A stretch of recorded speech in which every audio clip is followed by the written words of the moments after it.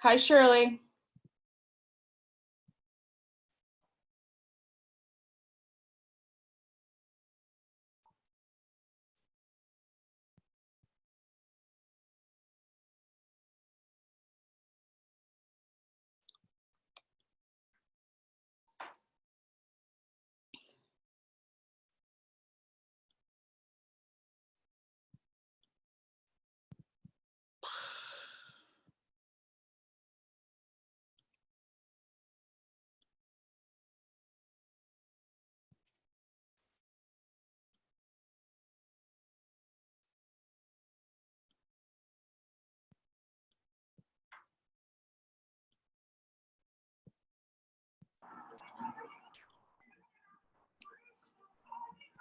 You hear the West Street dancing group behind me? They've been there for the last 45 minutes.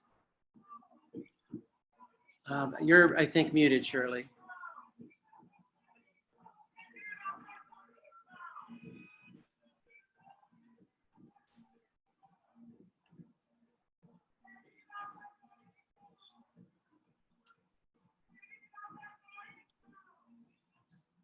Did they turn around and go the other way, Edie? Oh, they're past us. Oh, they're right in front. Okay.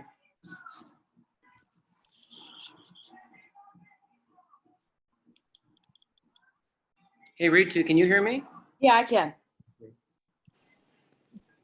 What's different about you? Me? Did you get a haircut? I got it a couple weeks ago, but yeah. Oh, I shaved today. That was it. You got rid of the COVID beard. Mm-hmm. Hi, Carol. Hi, how are you? Thanks for having me. Thank you. My coworker Jacob is also on here somewhere. I don't know if we could also make him a panelist. Absolutely. Thank you so much. As soon as he gets on, I will promote him as well. Thank you. I think everybody's been promoted who was on that original list. Hello, you got Jacob from Revel. Thanks for having us. Jacob.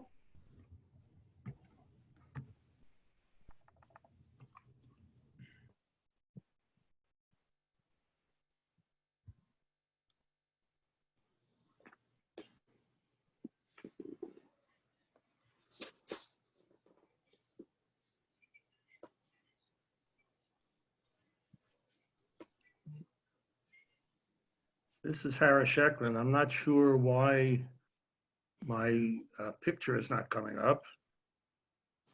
Is that something that you control, Shirley, or do I? Shirley is on her way to coming back. Oh, there she is. I got it. Everything is good now. Okay. Thank you.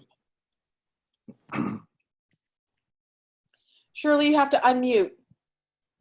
There you go.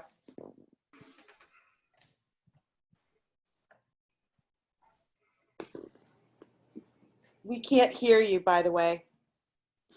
Yeah, so you could always call in on the telephone, Shirley. Yeah. So call into that number. Hi, Lois. Hi, Lois. Hi, everybody, and then I'll close my mouth. Hello, my everybody. mic. Michael Nice is in. to see Hi, everyone. Michael. Happy New Year for those. Thank Happy New you. Year. Happy New Well- Year. Happy New Year. Let's hope for a good year. Oh my God, Adam, how long are you going to let it grow? And I've told my boss that I'm going to shave it the first day I'm back at the client, and he told me that he's going to put me as a permanent remote worker, Oh, no. so that I end up with like 2 feet worth of. Yeah, speaking of He's the a new fan. year, you're starting to look like a rabbi. Yeah, I know. If My you sell counting of the Omer. here, you might get a good price for it. Or in mourning. Yeah, Or in mourning with a beard. true. The customary counting of the Omar, right? You wouldn't shave for those 40 days. No, I think we're in it, right? shaving. Right. Hey, Shirley, I think I saw that you connected on your Oh, audio. we're past it. If you unmute yourself, we can't control it from here. That's *6.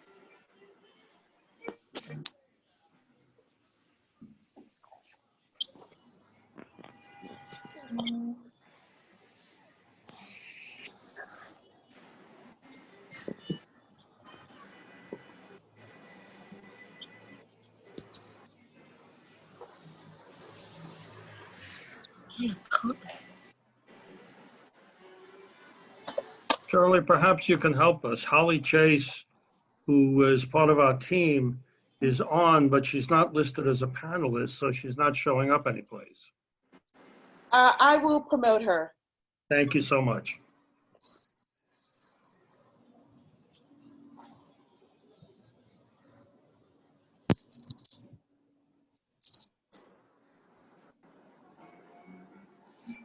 Shirley, can you hear us? Can you hear me? Oh, Yes. brother, I hear me. Okay. You've got to turn off the audio on the computer and listen through the phone.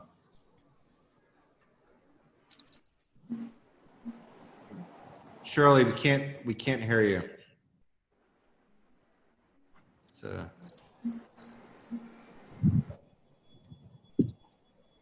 We lost your phone connection, I think. Let me just double check. So the phone's not connected again, but if you call in again and then turn off the sound on the computer.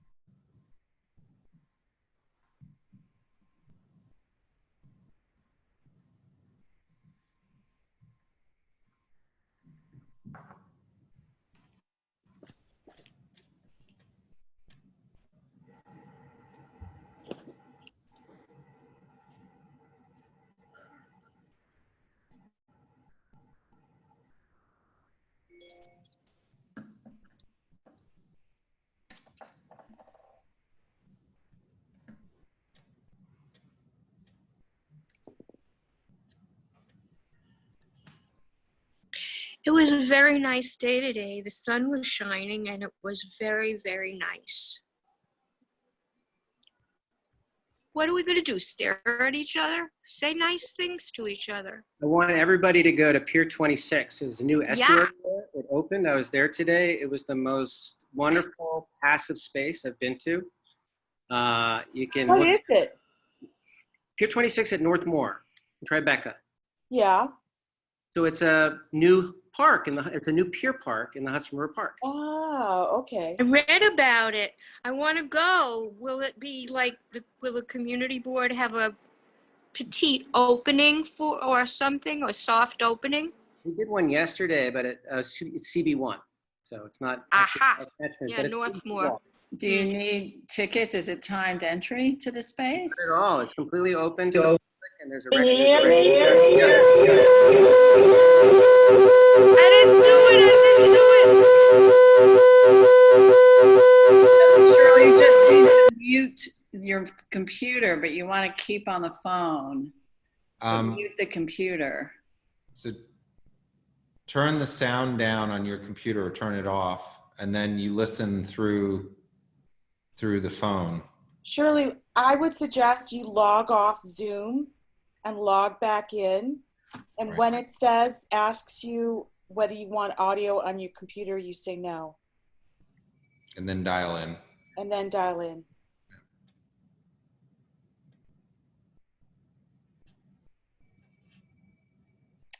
I saw a few restaurants open with their 25% capacity. I don't think anybody's eating inside now, so it's actually a good time to go eat inside. You'll be the only people.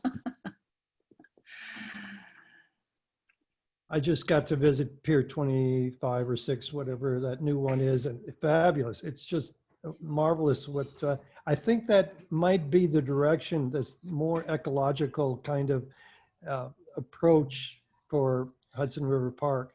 At least I hope so. I because of the new director's background, you know, that it was a fabulous pier though, and lots of variety of settings and places to relax and enjoy it. Do you have that on? Let me see.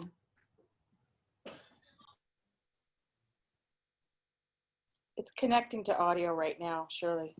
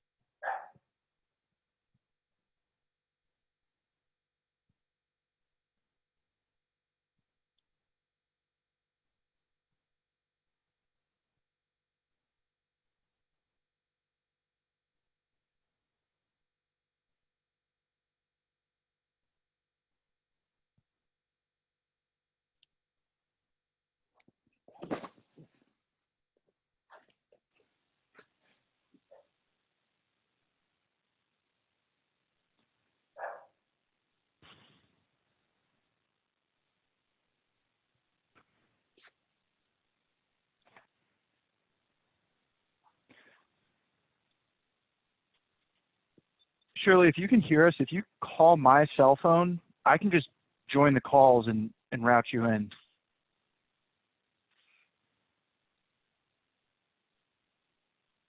I tried calling you, but I got a busy signal on your landline.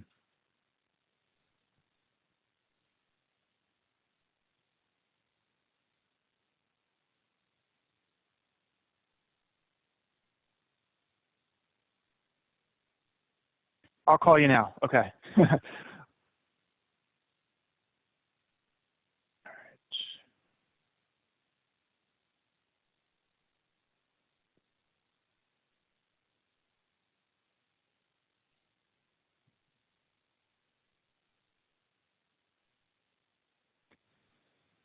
Shirley, I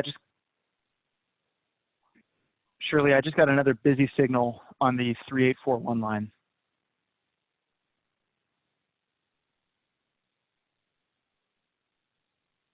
Do you have your cell phone? I'll try your cell. I'll try her cell one more time. Sounds like she can hear us, but I'm gonna try her cell. Okay.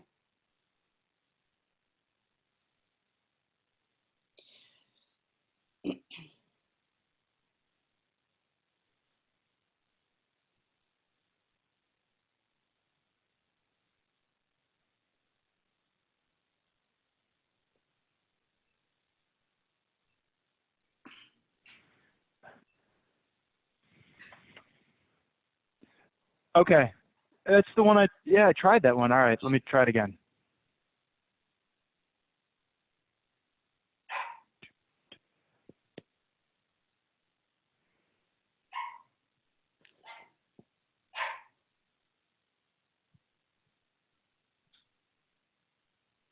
Great. All right, ladies and gentlemen, Okay, here I go. Chairwoman. So can I use Shirley my Secunda. speakerphone?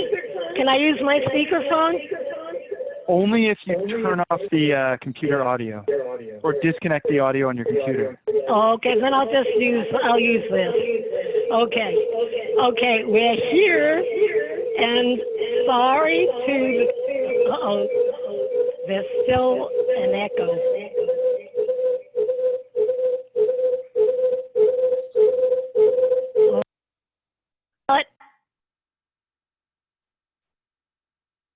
Now we don't hear you at all. Adam, if you unmute, yeah. Yeah. Shirley, can we try that one more time? Are you there? I see. I don't have all. I have something that's. Wait a minute. Unmute. No. Should I hit stay muted? I'm just trying to figure out how there's a little feedback. I'm not sure where that's coming from. Is it coming? Is the computer playing noise? Just turn the audio off on the computer. Disconnect the audio on the computer. Leave computer on. Okay, I'm leaving it. Oh, How's perfect. that? Perfect. Oh, great. Okay. Everybody can hear you. We're in business. Okay. All right. So good evening, everybody, and very sorry for this delay. Oh my goodness, 17 minutes. Anyhow, I'm Shirley Secunda, and I am chair of the Traffic and Transportation Committee of Community Board 2, and we welcome you all here. And before I go further, I would like to first of all introduce my backup folks who are fabulous, who really are doing the technological stuff. The major folks are Ritu Shatri. Ritu, can you raise your hand? It's one of my wing people. And there's Joe Gallagher. Can you raise your hand? Thank you, Joe. And Joe is going to time you guys when you give your input. And here is Carter Booth. Carter, can you raise your hand? Carter, oh, there you go. Carter is actually the chair of Community Board 2, and he also is a terrific technological backup, too. So before I go any further, I would just like to introduce the rest of my committee. And let's see how we can do this. Ritu Shatri is one. And Dan Miller, raise your hand. Right, I'm just looking. Adam Zeldin. Right, Joe Gallagher, okay, and Janet Liff, and Lois Rakoff. And we've got Joe Flavenhaven here, but he has not appeared in a photo, but there he is with his name. And we have Anthony Wong, and that's who I can see. Did I miss anybody on the committee? Yell out if I did. Okay, so those are our committee, and I will just tell you the procedure for tonight, which is always really our procedure, which is we have 4 items on the agenda. Now, ordinarily, we would hear each of these 4 items separately, and then the committee would ask questions, and then we open it to the floor. But in this case, of the 4 items, number 2 and 3 really deal with the same subject, which is Revel Scooters. And number 4 are our budget requests. And that's really something that we among the committee discuss. So, okay, we really have items 1, 2, and 3 that are going to be presented. And once each of these items are presented individually, the committee will ask the questions of item 1. Then item 2 and 3 will be presented, and we will ask the questions of item 2 and 3. And after the committee asks questions, we open it up to the floor for each item. And following that, we have business session. And in business session, we actually deliberate about what we've heard and what our decision may be. And in some cases, we will decide to do a resolution in response to what has been presented, and we vote on the resolution. Then otherwise, we may just say, well, we're just going to do a review of that in our minutes. And then once the resolution is voted on, it's not final. It actually goes then to our full board, and the final vote on any of these items will be at the full board, and then they go to the relevant agencies that are dealing with these subjects. And the full board meeting is on October 22nd at 6:30 p.m. If any of you want to attend, I will put the information in chat if I can. And what was I going to say? Oh, yeah, and so you can look in chat to see when the full board meeting details are. And just a few ground rules, which are if you want to speak after, addressing these items, then I please ask you to raise your hand.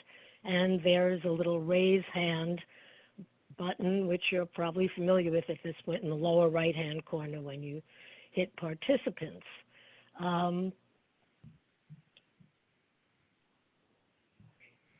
I think that's about it as far as the rules. I mean, I can't ask, and I'd ask you not to interrupt, of course, and that is really about it. So the first item on our agenda is at long last, and I see some of our guests who are going to address that are here, which is a request to remove the temporary bus stop in front of 250 Hudson Street. And I see Hank Schechtman is here. Is Adam Rappaport also here? Yes. I thought I saw him before. And possibly Jim Constantino. Yes, I'm here. Okay, great. Hi there. So Hello. it's all yours. If you Thank would you. like to tell us about your request and what the need is and so on. Okay, well, first, thank you for adding us to the agenda and including us in the meeting. My name's Adam Rappaport. I oversee the leasing for 250 Hudson Street, a commercial-only building on behalf of Jack Resnick and Sons, the owner. And as we're here to discuss the request to remove the temporary bus stop in front of 250 Hudson Street, quickly why we want to remove the bus stop, and I'll give you a quick bullet points, and then Harris Schechtman will come in and give a presentation. One, the safety concerns for both the buses and boarding customers due to the tunnel traffic. Two, the 250 Hudson tenants in the building mostly travel around the city in taxis, black cars, Uber type transportation, which causes an inconvenience when the buses are in the way. And then when those cars are in the way, cause the inconvenience for the buses. So we have that same safety concern on top of the tunnel traffic. And then third, the vision for leasing the Hudson Broom Corner ground retail tenant is to a tenant that serves food, and the hope would be they create a sidewalk dining as an amenity to the neighborhood and to the tenants in the building. So with that, let me introduce Harris Schechtman and Holly Chase. And I guess before I do that, Jim Cosentino is with us. He runs operations for Jack Resnick and Sons. And Harris and Holly were retained by Jack Resnick and Sons. They're part of Sam Schwartz Engineering, and they reviewed the impact of this temporary relocation of the bus stop in front of 250 Hudson.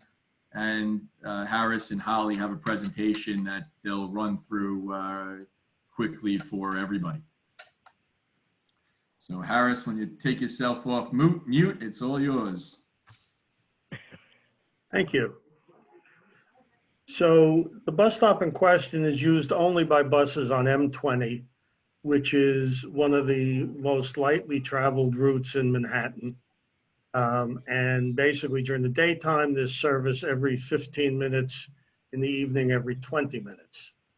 Now, the stop was relocated here when the Disney construction began. Holly, if you're able to put the map up, it'll be easier for us to show people. We have a little map that we're going to try and get up to you. Could someone grant me screen sharing ability? Mm-hmm. Thanks.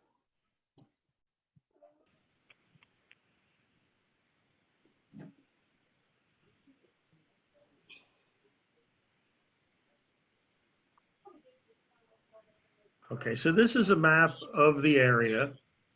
Where you see the red X is the bus stop that has been eliminated. You will see that just less than 400 feet north of there is another stop on the near side of Charlton Street for the M20, which is a permanent stop. It existed before, it still exists now. Down below at 250 Hudson is where the stop was relocated. When the contractor for Disney first approached you, he requested that there be no replacement for the stop. When you pass that along to transit, as they normally do, they ask for a replacement stop without looking at the detail. The contractor proposed putting it at the park, which transit rejected for safety and operating reasons. And at that point, there was no other location except in front of 250 Hudson. However, the location in front of 250 Hudson operationally has almost all the same problems that made the park unsuitable. So also, I know there was a question earlier prior to the meeting. Down at the bottom of the map, you'll see that there's a bus stop at North Moore Street. That is the stop that precedes this, and we'll see why there is such a big distance between them. Okay, we can pull up a photo, Holly. So this is, the Holland Tunnel is basically the source of the problem. This is a view approaching Canal Street. And as you see, the road is divided so that Holland Tunnel and turning traffic get the right-hand 3 lanes. And through traffic, which includes the M20 buses, is relegated to the left 2 lanes. So what happens is, and by the way, that's why there was no bus stop north of North Moore Street, because the curb lanes are signed for no stopping and no standing to allow for the tunnel traffic. So now buses come in these left lanes, they cross Canal Street. And if we can get to the next photo, Holly. So this is the front of 250 Hudson showing you the temporary stop that was put there. And if we can go to the next slide. So this is the real situation. This is a photo taken after the temporary stop was put in of, as you see, an M20 bus. Because the buses are all the way on the left, it is at best difficult for them to ever get over to the curb. And at times of peak tunnel traffic, it is essentially impossible because this is a queue of cars waiting to use the Spring Street entrance. So the reality is that we have buses that are in the 3rd lane of traffic. And in order for a customer to board, assuming that they see that someone is waiting there, they have to go out into the street. This happens to be at a moment when there's no traffic, but at other times there's traffic. So it is not a safe situation. Operationally, it's a difficult situation. I would point out in the lower part of the picture, you see a concrete pad, which was installed at the time Hudson, as part of the capital project, at the time that Hudson Street was reconstructed. Interestingly, that was not done in consultation with either the DOT bus stop people or New York City Transit. And as a result, and we've consulted with both of those agencies, this bus stop has never been used. And it's never been used for precisely the reasons that we bring before you tonight, that it's operationally difficult and potentially hazardous for customers. So let's see what this amounts to. I had mentioned the M20 is a very lightly used route.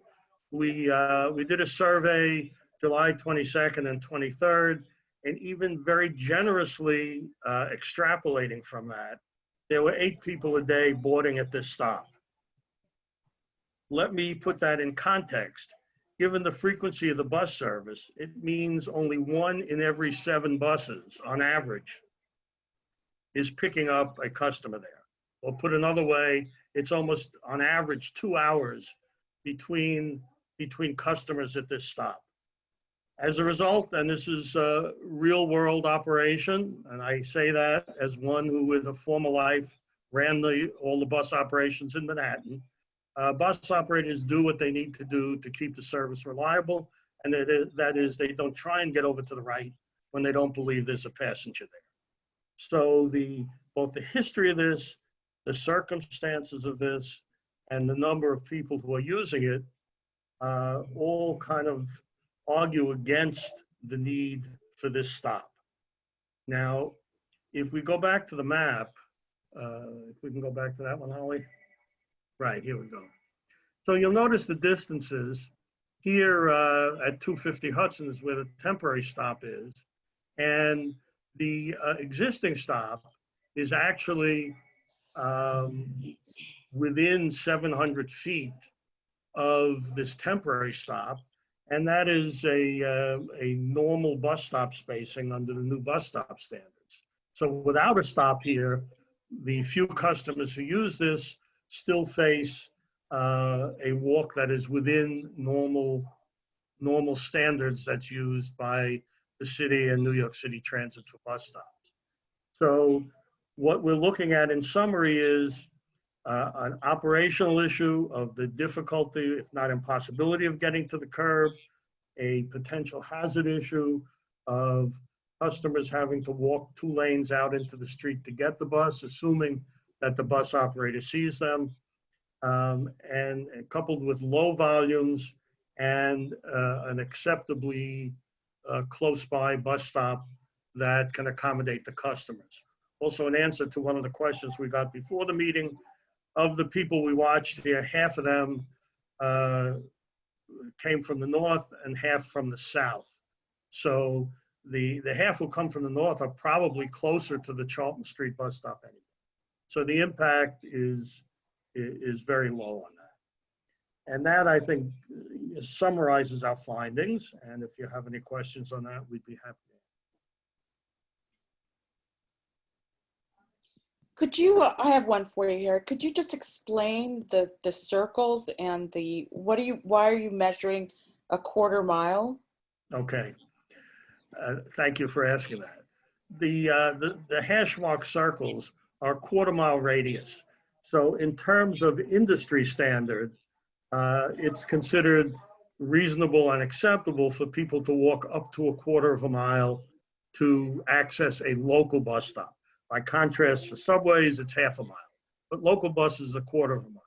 So what this shows you from the bus stop that's available for them to use, here's 250 Hudson, here's the outer limit of a quarter of a mile, that they're well within that distance, and they're also even within the standard bus stop spacing distance to access this stop.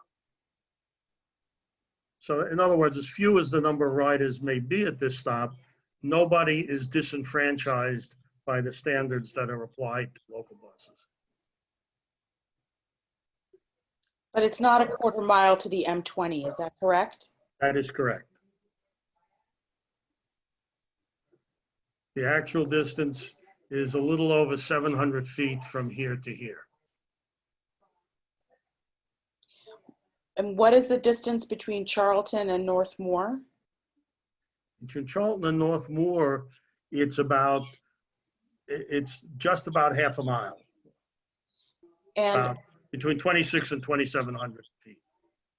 so was there any consideration of being able to place a bus stop south of Canal, immediately south of Canal? Is that viable? No, that's what I was trying to explain early on when I showed the overhead signs. The curb lanes, the right-hand-most, easternmost lane is assigned to vehicles turning onto Canal Street. The next 2 lanes over are assigned exclusively to vehicles entering the Holland Tunnel. So the bus is not able to use any of it. It can't get to the curb. And it's pushed really to the 4th lane over. And that's why there is no bus stop. And, you know, to reinforce that, beginning at Hubert's Beach Street, just north of Northmore, the regulations at the right-hand or eastern curve call for no stopping or no standing. And that's to allow the traffic queues to get into the tunnel. So there is no way, and you're correct in saying this is an unusual circumstance, and it's purely driven by the tunnel. It is unusual to have half a mile between stops, but this has been the condition there for, I'll be very conservative and say at least a decade. Okay. Can I speak, Richard or Shirley? So Harris, this is a commute I do every day for the last 20 years. I don't normally take the bus, but I'm incredibly familiar with all the traffic from Northmore because I work down in Tribeca. Right, it goes up to Canal. Very, very seldom does someone go, or even the bus go in the left lane, because we all know that you have to kind of take a left turn there on Canal. So most of the traffic really is funneled into that, just to the right lane, the second to the left lane, in other words. So I'm listening to this, and I agree with you. The buses, when I have taken them, are empty. I don't feel as, I think you're 250, 100%. I think it's also right in the middle of the block. There's a fire hydrant at the end of the block. It's very inconvenient, and it does seem as though it'd be kind of tough for a bus, but you know, it's pretty manageable because after Canal, there is no traffic. And no one on Hudson is fighting for traffic on Spring. I mean, I've taken multiple videos and I've shared them with the chair. And it's something for the last 20 years there haven't been. But what I do hear, which I think is important, is that you're talking about putting in an open area in front of 250. Is that correct? The actual use, the parking regulation would be up to DOT. Right, but that's something that you're considering? You're talking about the retail tenant? That's correct. Yeah, I mean, ideally to help with the neighborhood and amenity, and we have been working on deals further north in another building we own where there will be an outdoor cafe area and seating, which just makes, we think, the neighborhood more vibrant and exciting. And that's one of our goals, is to make that an amenity to the neighborhood and the building. How many more of those structures exist on the east side of Hudson? The outdoor cafe? Yeah, where you are in your proximity, I guess, south of this. Is there any? Are there any? I don't know if there's tables just north of us, but then you get to the parking, lot, and then you get to Disney. Okay. So I don't think the two restaurants, one isn't even open now, and the other one is more of a grab and go service, and I don't believe they have any tables outside. So you'd be one of the first, but it is kind of hard to get over to the right there, and it would help your building to have that kind of retail space outside. Yes. Thank you. Would the seating be on a sidewalk then? The sidewalk in front of 250 Hudson is wide enough to claim however many feet you need for seats? Yeah, we believe, based on talking to our expediter, that it's something that would be possible.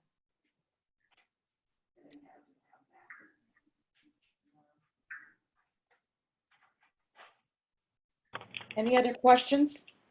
The sidewalk. I have a question, Michael Levine. How would this change affect handicapped accessibility to the bus stop, to the bus? Is there any change? Well, all the buses in the fleet are handicapped accessible. No, I meant getting to the bus from the sidewalk. The observations we did not include any wheelchair or other disabled people who were using the lift. But understand, that was over the course of 2 days, and what we found is the volume is very low. So, but still, I a can't say person with a it's chair surprising. could reach the bus. Well, if the bus is in the third lane, then the wheelchair would have to go into the street. It's not desirable. And certainly, if the bus operator has a chance to see that in advance, they would probably try to take whatever action. But I don't think there's a curb cut. There's no curb cut in that area. There is none. You wouldn't be able to, because it's literally right in front of there. There isn't a curb cut there. I think it's a minor issue, but we do have to consider how a bus driver would deal with those in chairs. I know the volume is very low, but it could happen at one point. And again, the accessibility from the sidewalk to the bus would be a problem, and the driver would have to take extra special precautions to move the chair up to the ramp. Can I just say something to Michael? This is a temporary bus stop that's just there when Disney's under construction. So I agree with them. It isn't well planned. It's in a really rough spot in the middle of a block.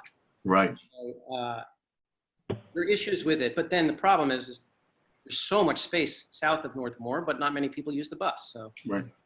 Yeah. Exactly. When is construction at Disney supposed to be done? approximately 3 years from now. Sorry, excuse me.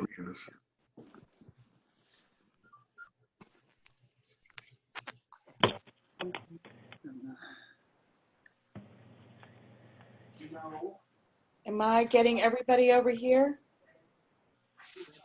This is Adam. I have one question, and I was momentarily disconnected earlier, so please forgive me if this was already asked and answered. But my understanding is from the written question responses that the idea of opening up this curb lane is to accommodate Ubers and taxis. But I heard comments earlier about accommodating like an outdoor dining space. I'm just trying to understand for this particular space in question, you know, at 250 Hudson Street, what's the use case to replace the bus stop? I didn't follow the last question, if you don't mind. Are you replacing the bus stop with outdoor dining, or are you looking for pickup drop-off space for Ubers and taxis? We're looking for both, right? So if you're a taxi, that just makes it inconvenient to the tenants in the building and a safety issue for the buses, and they get in the way of each other. And on top of that, we're looking for, our vision is to have an outdoor amenity and sidewalk dining. Sidewalk. So you're not considering roadbed dining. That's a part of the new Open Streets program, right? Yeah, like you know, like they have Westville that's further north. You know, that just engages, you know, the community and the people and makes it a more vibrant neighborhood. Understood. I'm just trying to understand if there'd be a clash between having like taxi pickup drop-off area and having, you know, it's more sidewalk dining. So the line, you know, if not that there are that many people, but you'd have the bus stop doesn't flow well with having the outdoor dining, and then the Ubers and the black cars and the taxis just, you know, cause the middle. But the taxis don't cause an issue for the outdoor dining. Would the taxis be dropping off in the traffic lane, or are you envisioning like a designated pickup drop-off area along the curb? Taxis will drop off wherever is easy, right? They don't have to stop in front of the building. They can stop further on the right, the left. Well, of course. They can go anywhere. I agree, but as we consider the design of something like that, we should try to mitigate, you know, potential traffic issues, which I think is the purpose of this line of questioning. Right. Okay. Understood.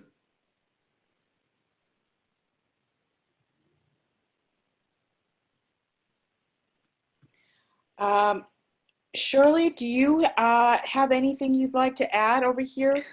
I have a question, but Shirley could go first. Anybody hear me? I don't think anyone can hear me. I was can you hear me? raising my hand. So Lois, can you just hold off 1 second? I am trying. Absolutely. I can wait. Okay.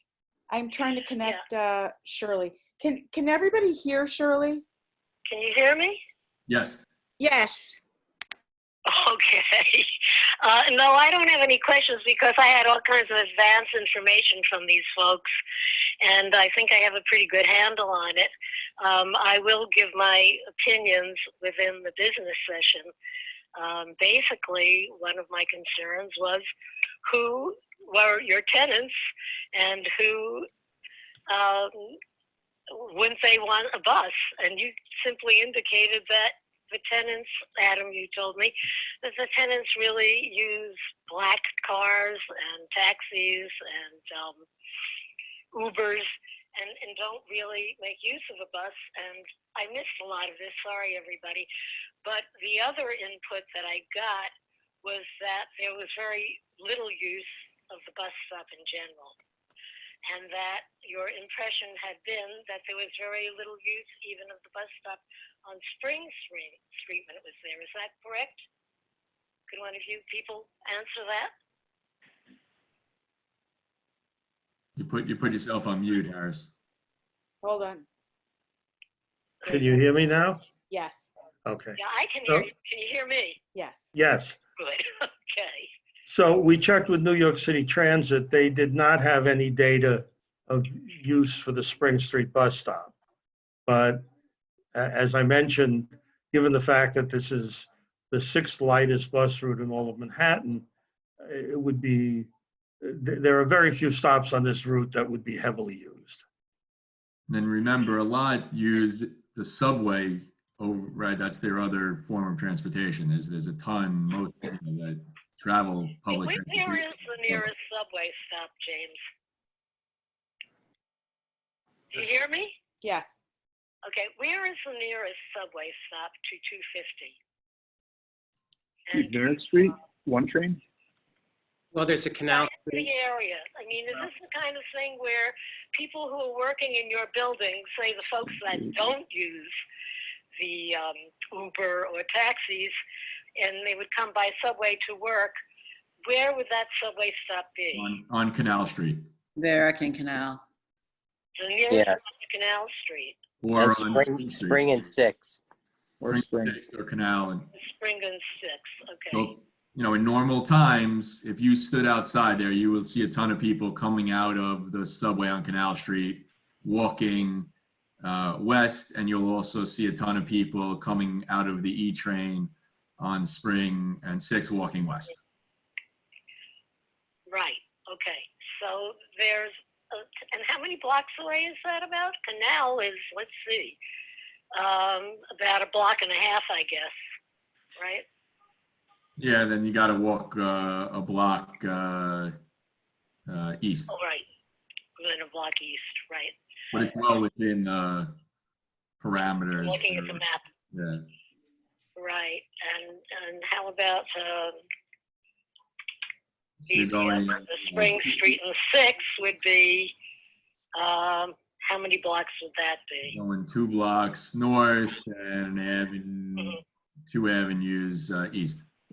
So it's sort of very convenient for both. Right. Oh, okay. So that would be one of the concerns. Is there enough transit access for these people?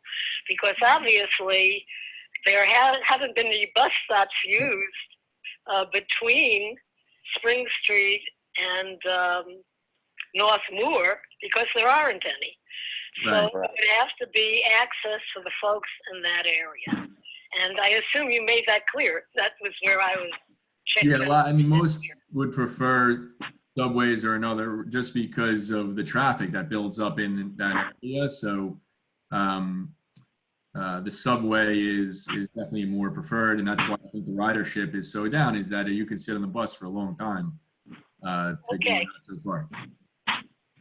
Okay, so does anybody else on the committee have any questions? Lois does. She's next. Oh, okay. Sorry about that, Lois. Did I interfere with you? You did, Shirley. Okay, I have, can you hear me? Yes. Okay, Yes. good. Yes, I can. Okay, thank you. Oh, first of all, how long, like the length in terms of car, do you need a space for your drop up? 1 car length, 2 car lengths, 3 car lengths? And you said that it was up to the DOT, but I want to know what you think. That's my first question. How much space do you need for drop off?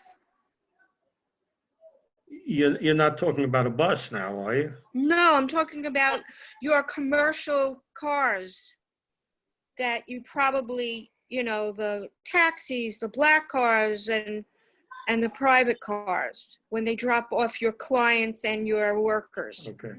So as you heard earlier, the city does not provide, except in limited cases of major taxi pickup areas, does not provide specific curb space for taxis or for hire vehicles to pick up or drop off.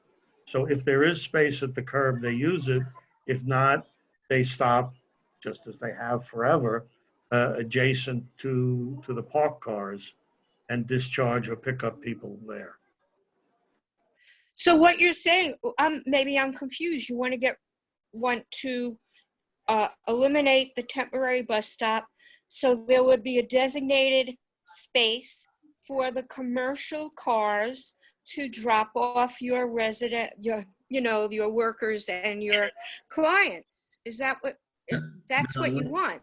No. There's no designated space for those cars. When we're saying is it makes it inconvenient for the tenants in the building when they come downstairs to get their cars if the bus is there, and then vice versa. When the cars are there, it makes it more an inconvenience for the buses and more dangerous because you have to cross the lanes and the buses can't get to the curb. So that's really the issue. It's all mostly. I understand. Thank you. My next question is for the restaurant that's coming. When do you think the restaurant will be coming? We don't have a lease with the restaurant, but that's our vision. There's a tenant there now that's looking to sublease, and we're helping them market the space and looking for an amenity like that. So we don't know when we'll have that tenant, but the goal would be to get a tenant like that to just be a better amenity for the neighborhood. And where would this amenity restaurant be? So it would be a little bit clearer, just. Yeah, that's okay. It's the southern part of the building. So Broome Street corner is where the space is. And that's not near where the cars are going to be dropped off at 250 Hudson Street. It's going to be further down the block. Well, the cars around the corner. I mean, the cars go wherever they can go, right? I mean, they'll go on that side, they go on the other side of the street, wherever there's space. But the cars don't interfere with the sidewalk. Okay, so my next question is, and this is a continuation, I think somebody on the committee asked, is it going to be a roadbed dining, or is it going to be like a sidewalk cafe with a permit? Whatever we would do would be permitted cafe. That would be the idea. They would have to get a permit from the city in order to put the tables and chairs out there during the day, and then they put them, in at night. Right. And my last question is, okay. Yeah. My last question is, if there might be a restaurant there. Many restaurants like when there is a stop, a public transportation bus stop, so that it brings more of their clients, the people, the patrons and the matrons to eat there. So I'm just thinking that maybe from the marketing of the space. I mean, typically, restaurants in this neighborhood, although there's it's not as much of a destination. It's more supports the residents in the neighborhood and the commercial tenants in the neighborhood, not necessarily where you're getting someone coming from the Upper West Side or to okay.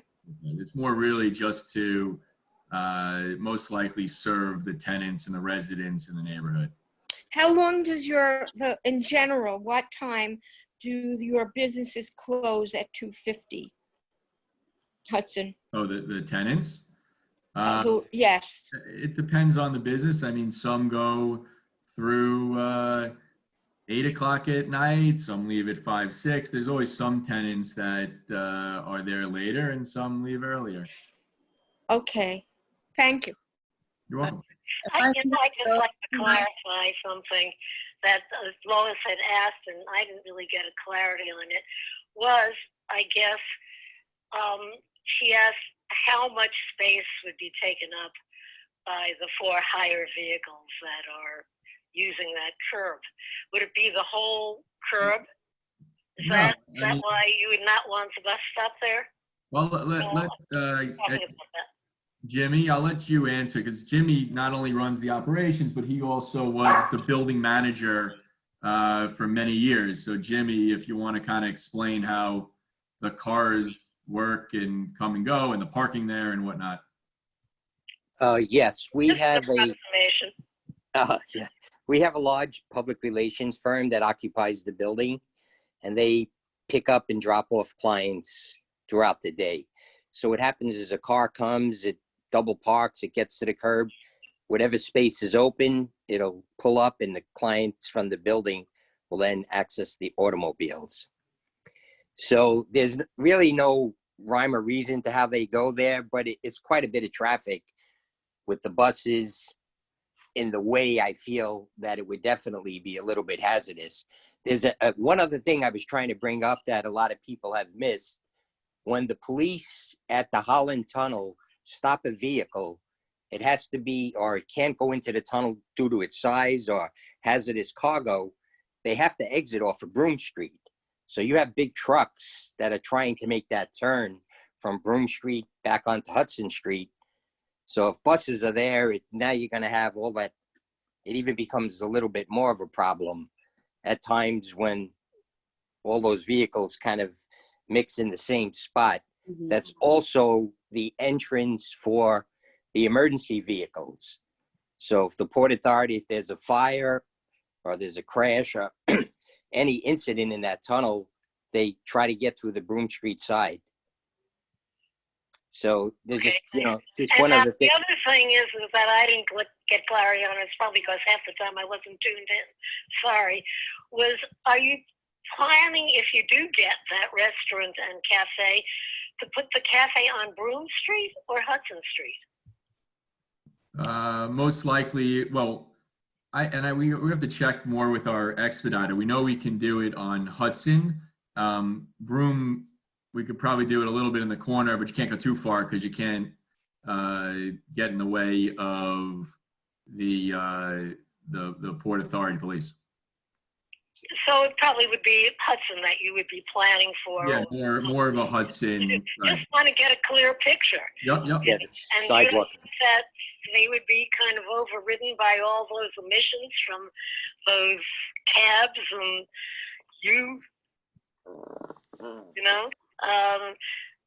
that's an awful lot of emissions going on that would be right in front of tables. Wouldn't that be a problem?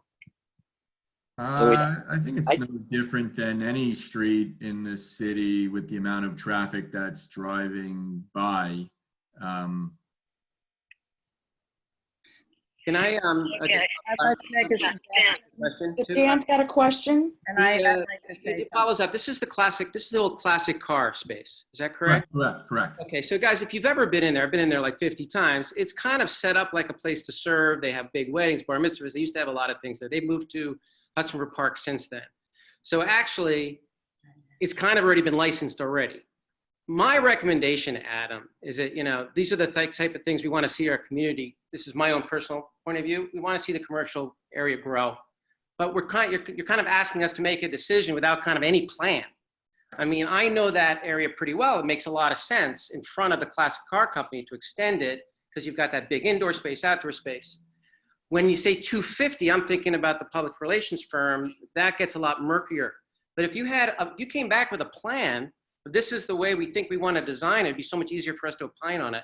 Because we didn't come here to talk about what we would do on the retail space. This is to talk about removing the temporary bus stop because of the safety conditions. And then these are just two other thoughts, we have and concerns, but it's the first and foremost is the safety conditions that we find are an issue with having the bus there. Yeah, I think we're really getting into it in a way that probably it doesn't command. They're simply asking to remove a bus stop, which wasn't there in the first place. It's only there temporarily. It was moved because Disney is doing construction at, 303? Is that the address? 304. 304. And I think we need to direct our attention as to whether this is feasible. And frankly, my greatest concern is if there are people who use that bus stop who would really suffer from having it removed. They're saying they've only seen from their observations only 8 people using it, and they also answered a question of mine saying some come from one way and some come from the other. It's about half and half. I'll say more in business session, but I think Can I interrupt you, Shirley, and have Janet ask a question, please? Sure. Okay. Thank you. So this is, it's just, it's part of this resolution. You know, it is not acceptable for cars to consistently double park on Hudson Street to do pickups and drop-offs. That's dangerous. That itself creates congestion. So you're saying, you know, the bus is double parking on top of the bubble parking on top of whatever. So I'm surprised you haven't come to us and actually requested that in addition to removing the bus stop, we should create a loading zone in front of your building, which would then actually help. Like, Right. people are gonna come in cars. The least they can do is pull out of the roadbed. So we can discuss that in our business section, but it's, I don't mean to sound sort of harsh here, but it's disappointing that you didn't include that kind of in this request. Would you like that? We haven't considered that. We haven't thought about it, but we can circle up with Harris and his team to discuss that at some point after this. Okay. And we can discuss it in business session too. I see really, is there anybody else on the committee that Lois? has any questions, any comments, anything? Yeah, just and piggybacking on what Janet said. Lois that's what- is asking a question, Shirley. That's piggybacking on what Janet said. That was what I was inferring, that there would be, to clarify the length of space that the commercial cars would need for drop off and pickup, and like a designated area, in other words, a loading zone. So what is there now? What are the signs that are in front of 250 Hudson besides the bus stop, like in front of the bus stop and behind the bus stop? Is there parking, or is it night parking only? What does it say? Anybody? There used to be parking allowed before the bus stop was there. It was more north of the entrance, going closer towards Spring Street. Anything from the entrance of 250 South, there was no parking allowed due to the tunnel. There are fire hydrants also, Lois, on the north side and the south side of the block. Right, that that's I'm correct. clear on. Okay. Right. Yep. So we could discuss this in executive session, business session. We call Business now business session. Thanks, I Lois. don't really see anybody raising their hand for our guests. So I think we're going to say thank you to you guys. You can stick around and listen to our deliberations in business session. At that time, the public is not invited to talk. They keep silent. But you're certainly welcome to stick around and hear our discussion. And as I say, the final decision is always made at the full board. So I think we're ready to move on. Can I ask just one quick? Carol and Jeanette, Sorry, thank you very much. Shirley, Yeah. we've got one more comment. So just so I'm cognizant of time, are there questions that ever get asked at business section? Or otherwise, I'll stay on and I'll let Harris and Holly and Jimmy leave the meeting, and I'll stay on. And No, there aren't. Okay. Yeah, there are no questions. So Harris, Jimmy, and Holly, if you guys want to get lost, feel free. Okay, Thank so you. we're finally moving on to DOT, and I see both our DOT guests are here.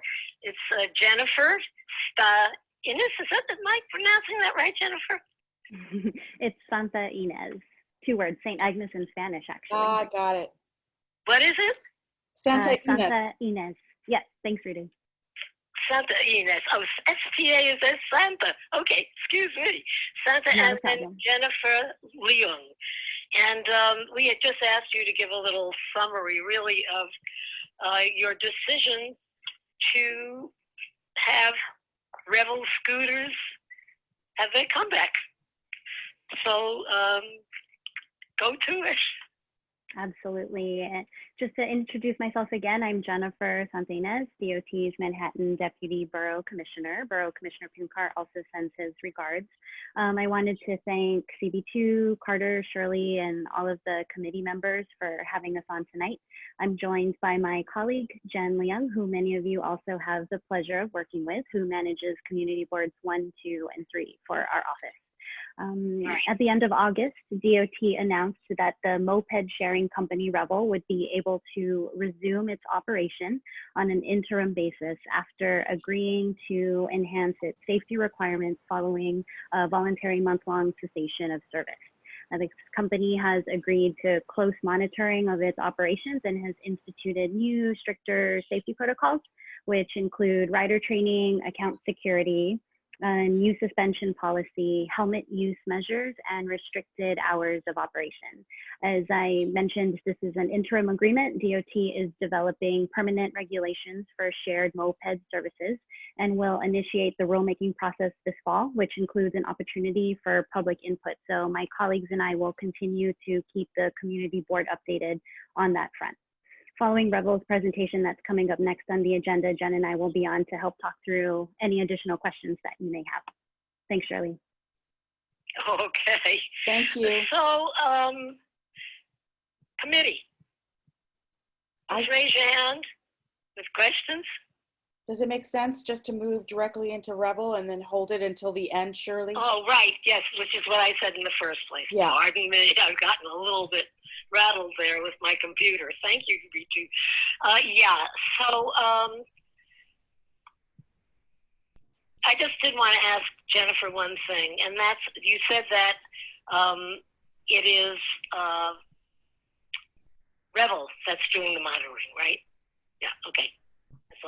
Okay. So Shirley, I did just want to clarify that point, Shirley. So Revel has an agreement with the city, and DOT is monitoring and in close contact with the company throughout this period.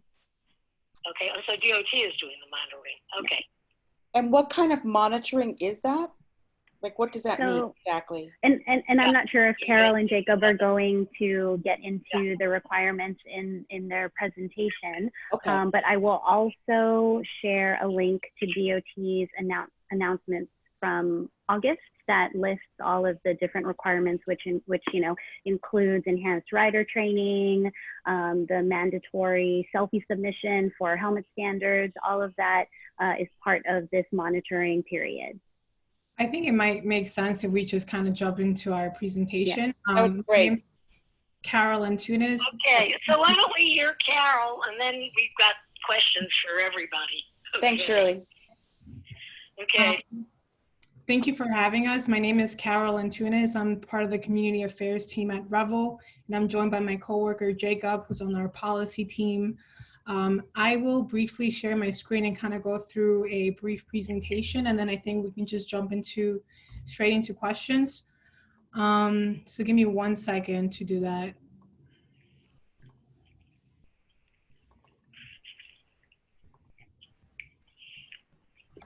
So Revel was established in 2018. We had a very small pilot of 68 mopeds, and we started off in Brooklyn in the neighborhoods of Williamsburg and Greenpoint.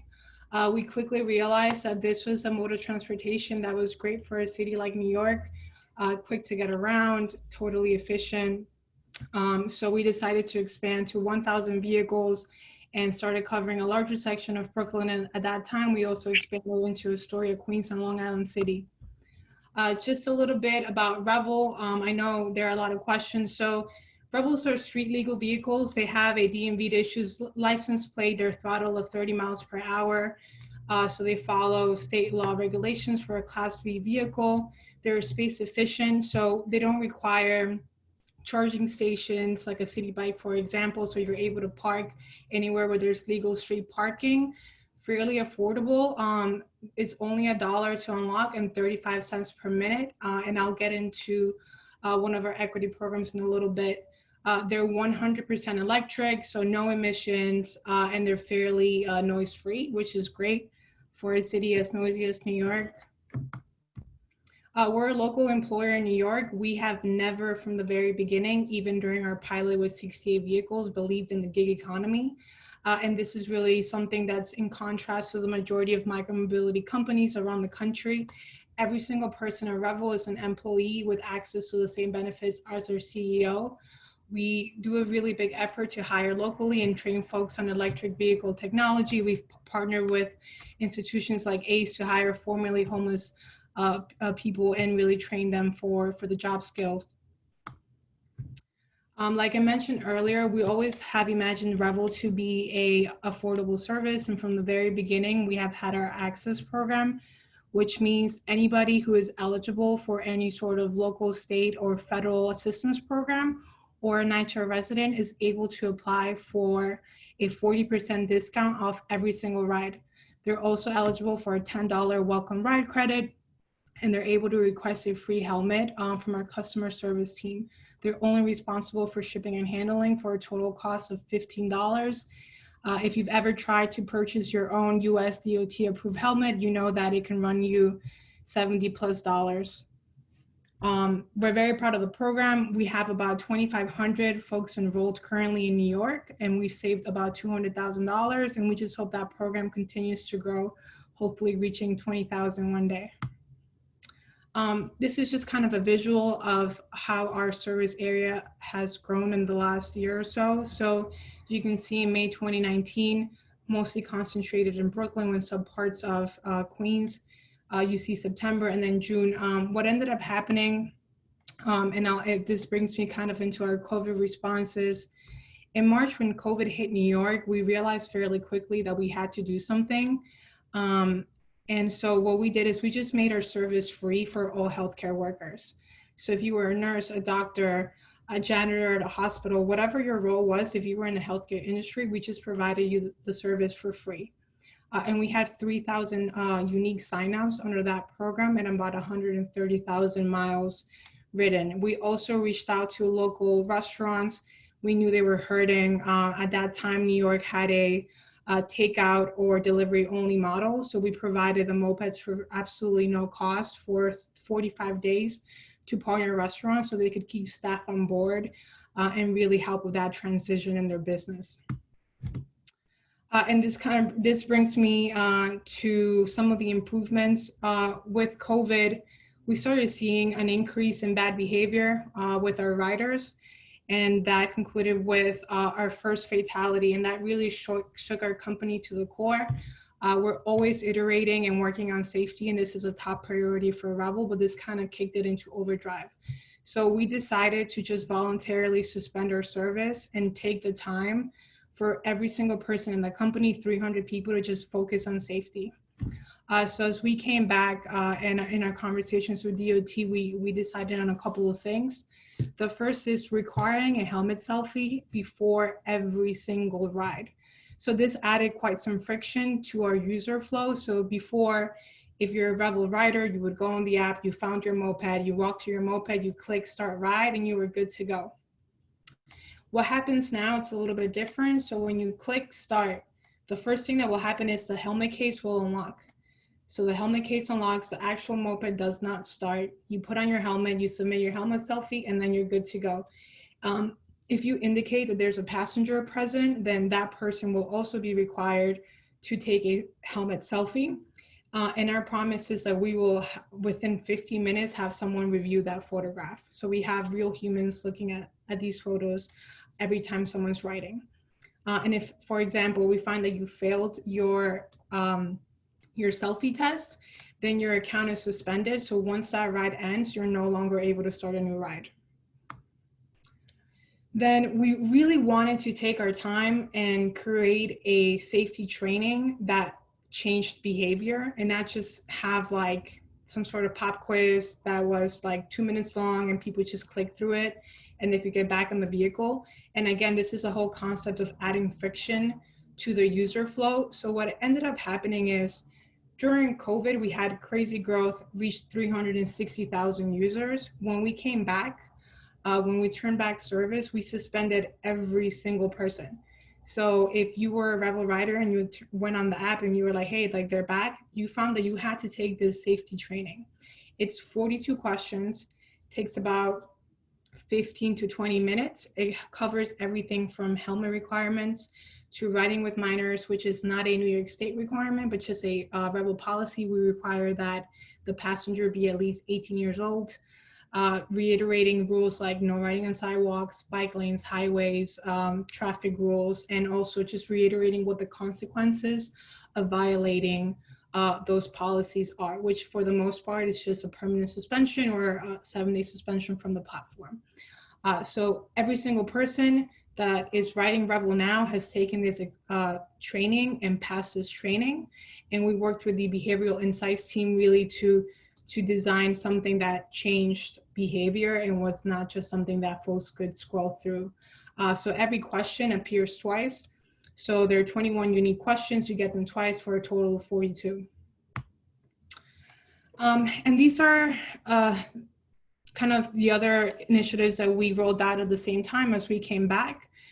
Increasing lessons capacity. So from the very beginning in 2018, we had lessons available in our Brooklyn HQ. Now those lessons are available in 4 boroughs, 7 days a week. So whether you're a resident of Manhattan, Brooklyn, Queens, or the Bronx, you're able to go on the app and just reserve a lesson, and they're available every day. Really automating our back end. So things like bridges, parks, one-way streets, really mapping out what all of those things are in New York City and creating automatic alerts. So for example, if you decided to take a Revel through a park, which is considered a green space, it's not allowed in New York City, your account is automatically flagged. So the minute that you end that rental, you're suspended from the platform. The same with bridges and same with one-way streets. So if you are like riding 2 blocks down the wrong way on the one-way street and you think no one's looking at you, surprise, the second that you end that ride, your account is suspended. So you can't get back on. And with that, we updated our suspension policies. We just really wanted to get back actors out of the road. Like, it's not good for us, it's not good for the city of New York. So we've done everything in our power to really get folks that are not being responsible off the platform. With that, we also temporarily shut down overnight service. So like I said before, during COVID, we really wanted to make the service as accessible as possible for essential workers and healthcare workers. So we made the service 24/7, and really that happened when the MTA shut down service overnight. As we are coming back into New York, it's our first month back, that service is gone. So if you can no longer start a ride at 12 a.m. And then just constantly cycling safety messaging. So every time you open the app, you get safety messaging reminding you to wear a helmet, not to ride on bike lanes, not to go through parks. We have Link NYC ads in the 4 boroughs, and we have a safety content series on our social media channels. We also heard people's feedback at community boards and just talking to our users. We realized with COVID, there is some fear of, using a shared helmet. So what we have done is we've partnered with a vendor to offer US DOT approved helmets at cost, actually cheaper than at cost. So we don't make any sort of profit from this. We offer it on our website. It's only $35. If you try to get a DOT approved helmet for $35, you're not going to find one. You'll only find one on our website. So I know I've been talking for a while now, so I'll stop here and just open the floor up for questions.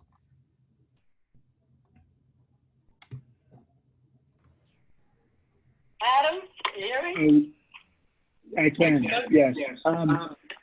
My question is there a time frame where you'll resume that 24/7 access? I'm thinking about how, the subway is now doing its overnight shutdown, and thinking there must be a significant demand for, people who work late nights to have access to different transit modalities. Is that on your radar?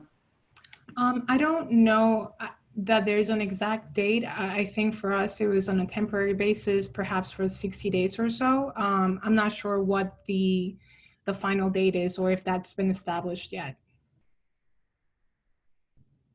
That's correct. Yeah. And Adam, Carol, I just want to add to that as well. I added in the link to DOT's August announcement into the chat box, and that includes the list of, safety or enhanced safety requirements that the company has to abide to. And it does say that for the first 60 days of the relaunch, Revel will suspend those overnight operations. But as Carol said, the specific date hasn't been, seen.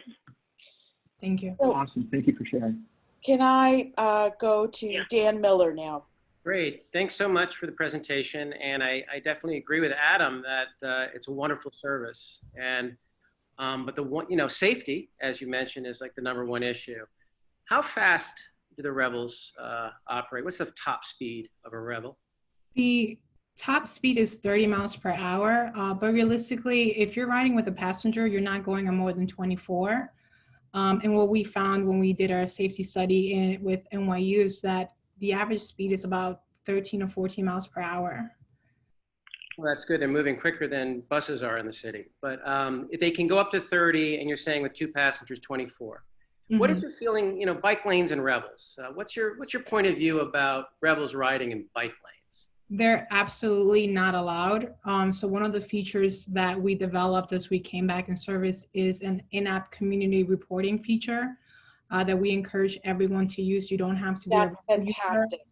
You just go on the app. It takes like 45 seconds. You tell us what you saw. You click. It has options, so you don't even have to write it out. You tell us the location, the date and time, and then we take care of it. It's never allowed. And we also have our staff out on the city at all times, making sure if they're seeing anything, they're reporting it. And that's one of the messages is constantly being cycled on our app, on our social media, in the exam, like this is not allowed. It's not a bicycle. This is a registered motor vehicle. Is that one of the questions, one of the 21 questions? Yes, and that question is repeated twice. So if you're riding Revel, you absolutely know you're not supposed to be on a bike lane. So when a report comes in, you're gone. Or a sidewalk. Or a sidewalk. Just so if I see a Revel in Hudson River Park by Greenway, which I've seen before, not that much as I thought I would, but let's say 5 or 6 in the last week, mostly at night, that we would have automatic suspension. And would you be able to see that they're actually riding in a park? They're riding on the Greenway? Right. So all of the vehicles come with GPS technology. So we get a ping every couple of seconds with the location of that vehicle. So what would happen is if someone's riding through the park, the GPS will ping a couple of times. So if it pings once because of GPS error, you might say, okay, maybe the person was just like parallel to the park, not in the park. But when it pings a couple of times, we know, and then that user is suspended. And so when you say suspended, does that mean they're suspended for a week? They're suspended for a day? We have 2 types of suspensions. One is a 7-day suspension and the other one is a permanent suspension. So we should probably use a different word and just say like removal from the platform. Something like riding in a park, I believe that's just an automatic permanent suspension. But let's say like riding on a bike lane, for example, if it's a one-time offense, it'll be a 7-day, but the second time, then you're gone forever. And so anybody using the app could report a Revel rider not wearing a helmet, being in a bike lane, being in the park, being on the sidewalk. Correct. You don't have to create an account or go through the sign-up process. You just download the app, and then within 10 seconds, you can submit the report, and our team looks at it. Okay, so it's only through the app. It's not a website as well. We do have a link. Maybe I can find the link and share it in the group chat before we hop off, but we also have it as a link that could be used on a computer or iPad or other types of devices. I just have to say that would be not the website, but just hitting the advertising on that particular component of safety would do a lot for broader community acceptance, and then perhaps also adherence by your customers. Definitely. I just wanted to follow up and ask, do you hear me? Yes. Okay. So the GPS reports what's happening. Then what follows? How does Revel get to the folks who are doing the infraction and take away whatever they have to take away? So everything is automated. Can you notify them? Can you do that? Yeah, so everything is automated. So what would happen is, let's say you rode through a park, the GPS pinged, your account is just automatically suspended. So our team doesn't have to do anything. The system does it automatically. And then the next time that you go to open the app to start a new ride, it would say you have been suspended. And I believe it lets you know the reason for the suspension. And then you could call us, but because we have data, you know, it is what it is. You're suspended. Okay, so they're not told right on site. Could you repeat? The site. When they return or when they turn it off, presumably they would find out right then, right? Right. Once the ride ends, and if you wanted to start a new ride, you just would be unable to do so. So then you would get the notification that your account has been suspended. Dan, did you have another question, or did I forget to lower? I've seen a few Revels, and what is the parking regulations? Do they have to follow vehicular parking regulations, or can they? Yeah, I think the easiest way to explain the parking regulation with Revel is just pretend it's a car. So it's the same regulation as a car. So we get ticketed the same way a car would. Obviously, there's no parking by fire hydrants, no standing zones. There's no metered parking, which is different than a car. So that would be kind of the only difference. Okay, so anybody else on the committee or on the board? Mike Levin? Yes, I have a quick question, kind of a follow-up to Dan's question.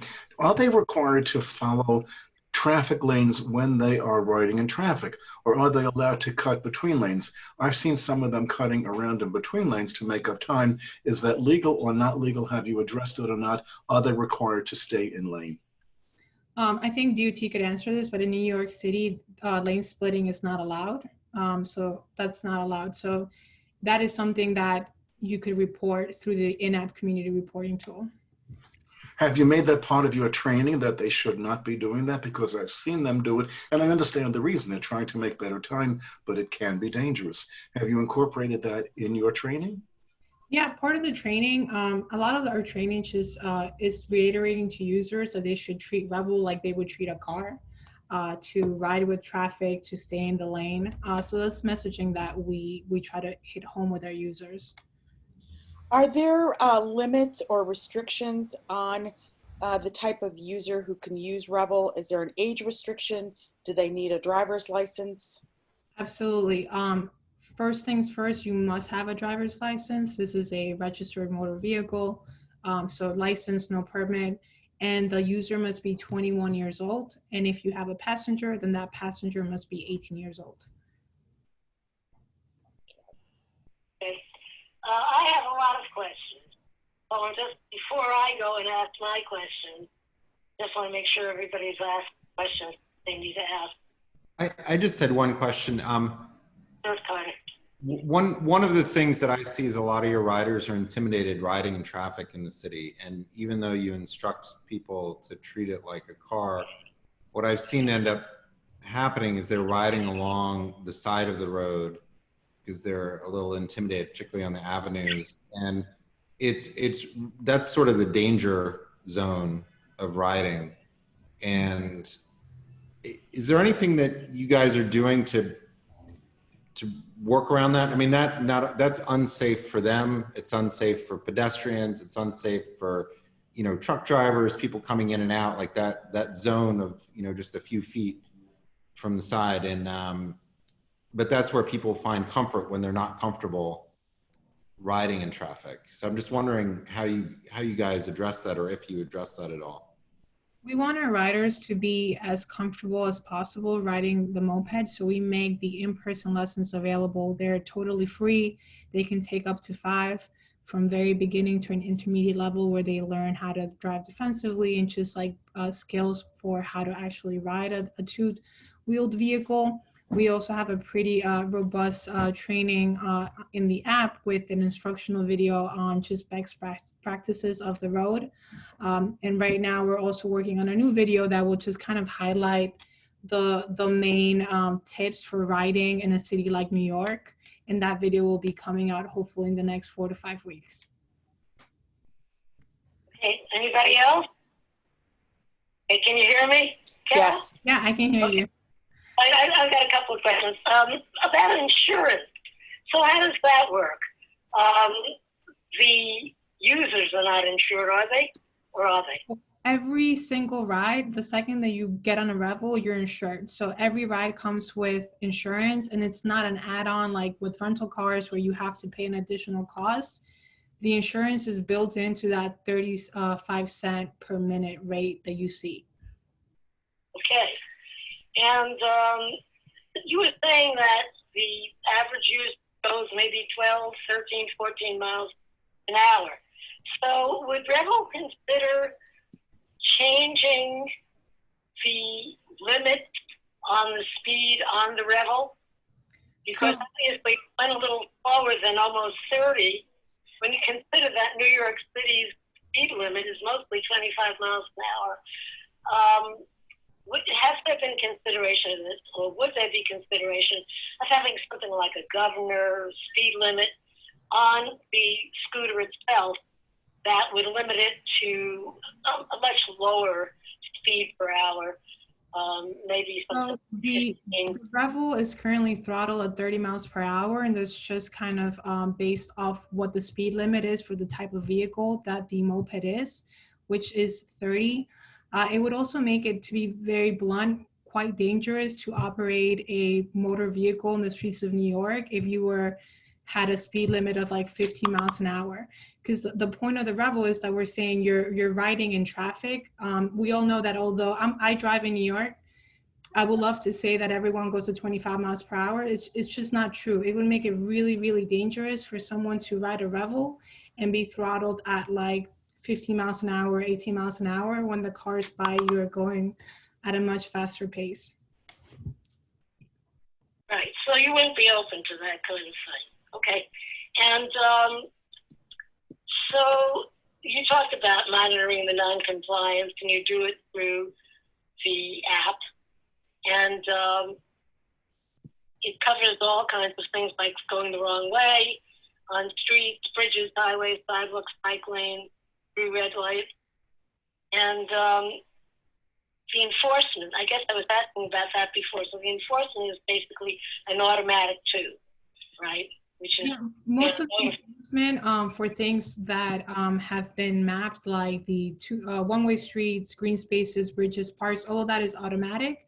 And then we have a customer service team that works 24/7. And whenever we get a community complaint, we have a real human actually looking at that and going into the account and, you know, suspending the user for whatever type of infraction was reported. And I have a question for Jennifer answering this. How will the city monitor Revel Scooters for safety and enforcement? You were talking about monitoring, and what kind of monitoring are you doing? Sure. Happy to speak to that, Shirley. So as per the agreement that I mentioned earlier, Revel is providing anonymized trip training and their incident data to the agency so that we can, you know, monitor the operations and performance and compliance with that protocol. And we also have agency staff that's meeting regularly with the company. So DOT staff is not doing the monitoring, actually, correct? The DOT We are. It's not doing monitoring. You're conferring with Revel about their monitoring, or do I not understand? So Revel, the company, is sharing their operations data and incident data with the agency. So DOT is monitoring that and analyzing that, so to speak. You know, working with the company in hand, but also, you know, reviewing the data that they share with us to ensure compliance. They're collecting the data, they're doing the monitoring, and then they're conferring with DOT, correct?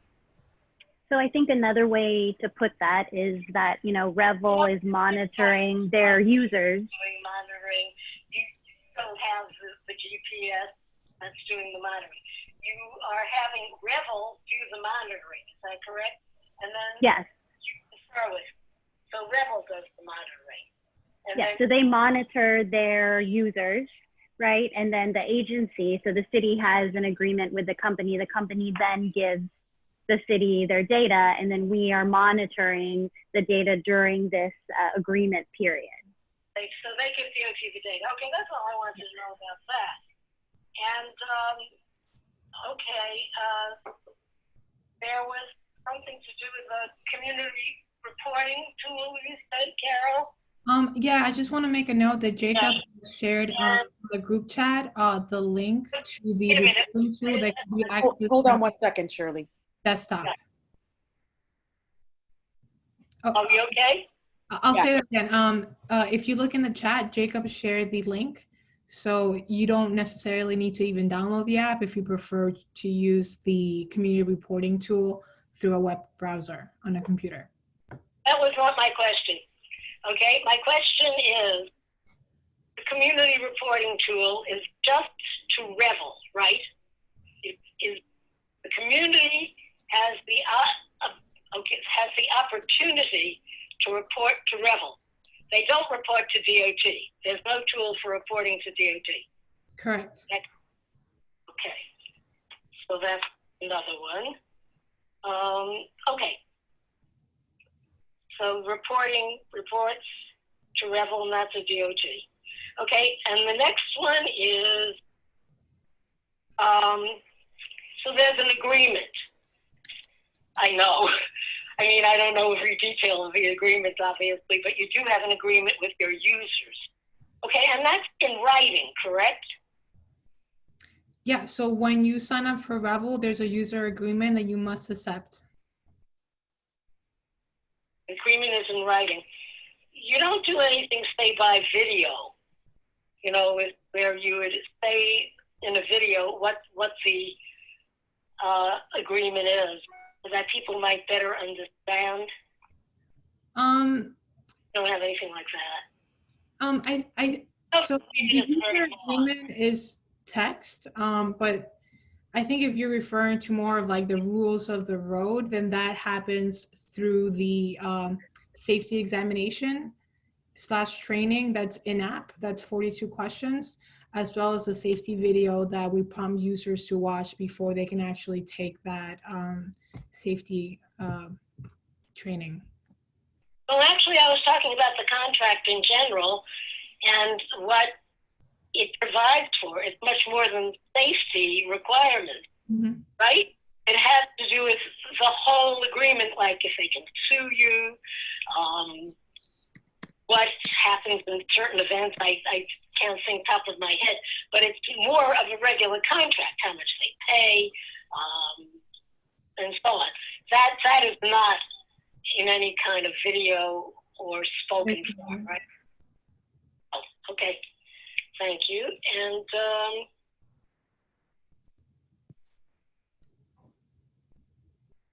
okay, and how long does safety training take? Can you say it again? How long does safety training take? Oh, it depends. So the in-person safety training is 45 minutes, and somebody may take up to 5 different lessons. So if you're a very beginner, you can take a lesson, and then you decide, hey, like I want to take a couple more. You can continue to take those 45-minute lessons in person. And the in-app training, it really depends at your pace. I think the average person would probably take them anything between like 15 to 20 minutes. It obviously could take much longer depending on the person, maybe a little bit shorter.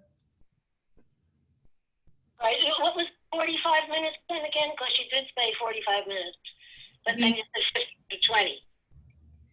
We offer in-person lessons for all riders. So if riders want to take an in-person lesson, that lesson, so it's scheduled for an hour, but the actual lesson is 45 minutes.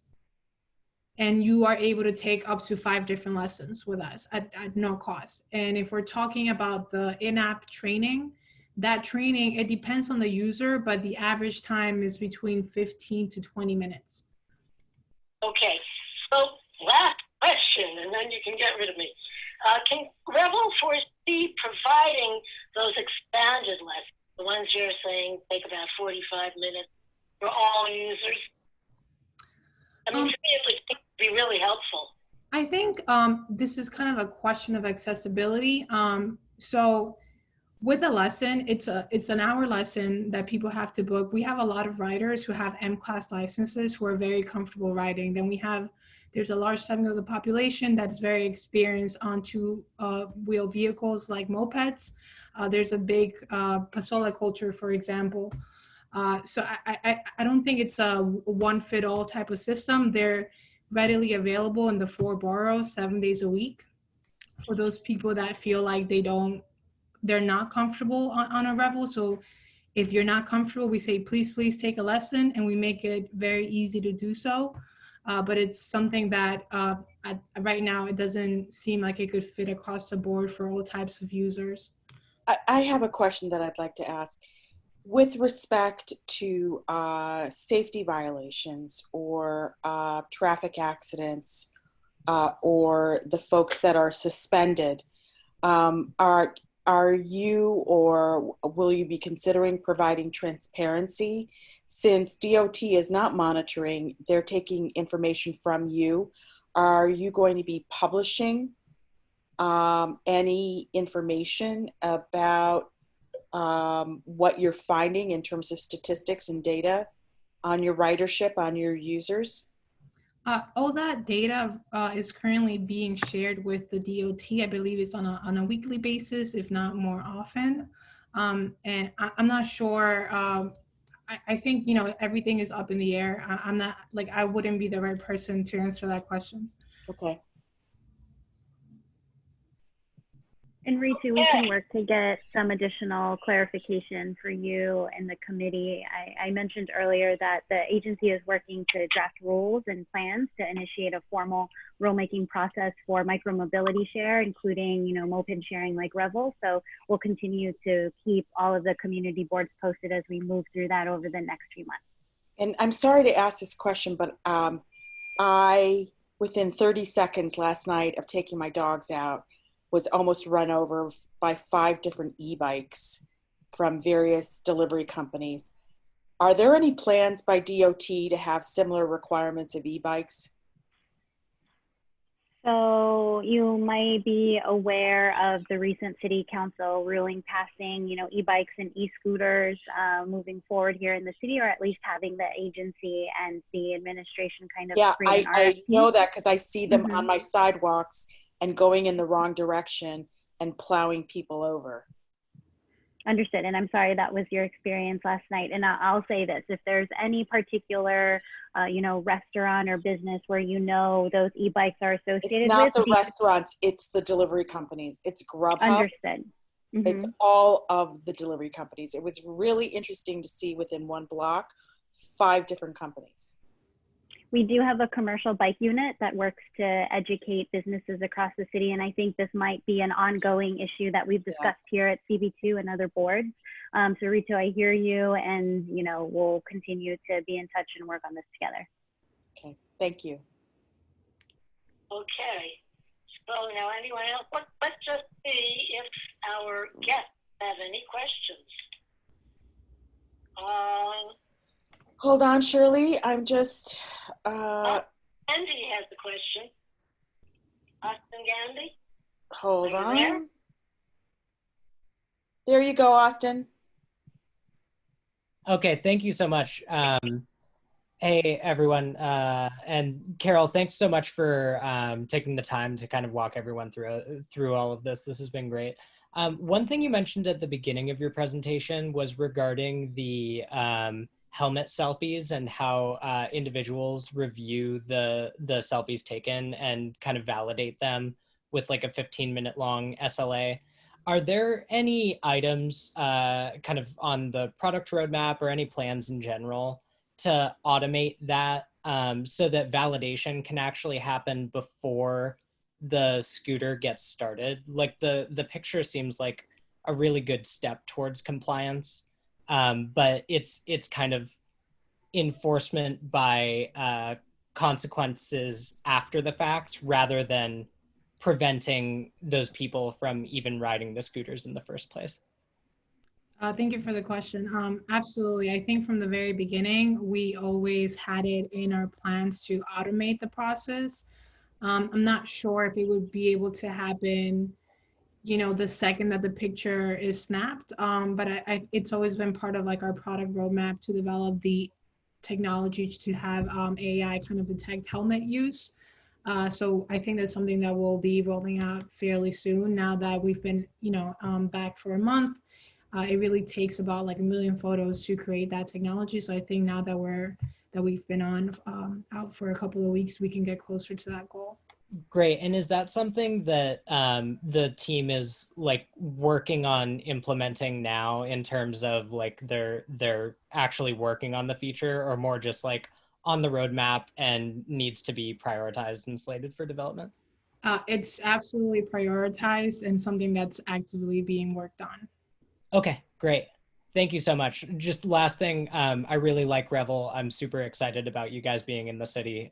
It's great to have an option outside of ride shares for those of us who live here and don't have cars but need to get around. Thank you. Thank you for that. Okay. Anybody else from the committee have anything? And let's just see again about our attendees. What? I don't think we have any attendees. Carol, you did a great job. Thank you. Appreciate it. Thanks for having us. Yeah, thanks, Carol. Where are you? There you are. Thank you, Carol. Okay, so we can just move on to our budget discussion. And again, Carol, if you'd like to hang around, the two Jennifers, if you want to hang around and just listen in on our business session and discussion, you're perfectly welcome to. But we do have Thanks, Jennifer. Thank you. Thank you all. Have a good evening. Have a good evening. We'll speak soon. Thank you. Okay. So, gang, I did send you a whole list of budget requests that we had from last year, and that at the same time, this year, many of them are not necessary anymore because DOT actually has applied for budgetary help on many of them. And their answer in the budget register was that they were working on projects. So basically, what I wanted to talk with you about are really the resolutions we've aimed. Oops, Shirley, you're cutting out. Your phone's cutting out. Can you hear me now? Yes. Oh, good. Okay. We'll get this technology fixed for next meeting, I promise. Anyhow, okay, so I don't know if you had a chance to review our old resolutions, but first I think going through the list from last year, and as I think I mentioned in my notes to you, that we've been asking for ages about West 4th Street and having the subway refurbished. And we've really gotten a note saying, go to MTA, New York City Transit, and there's a number to go to.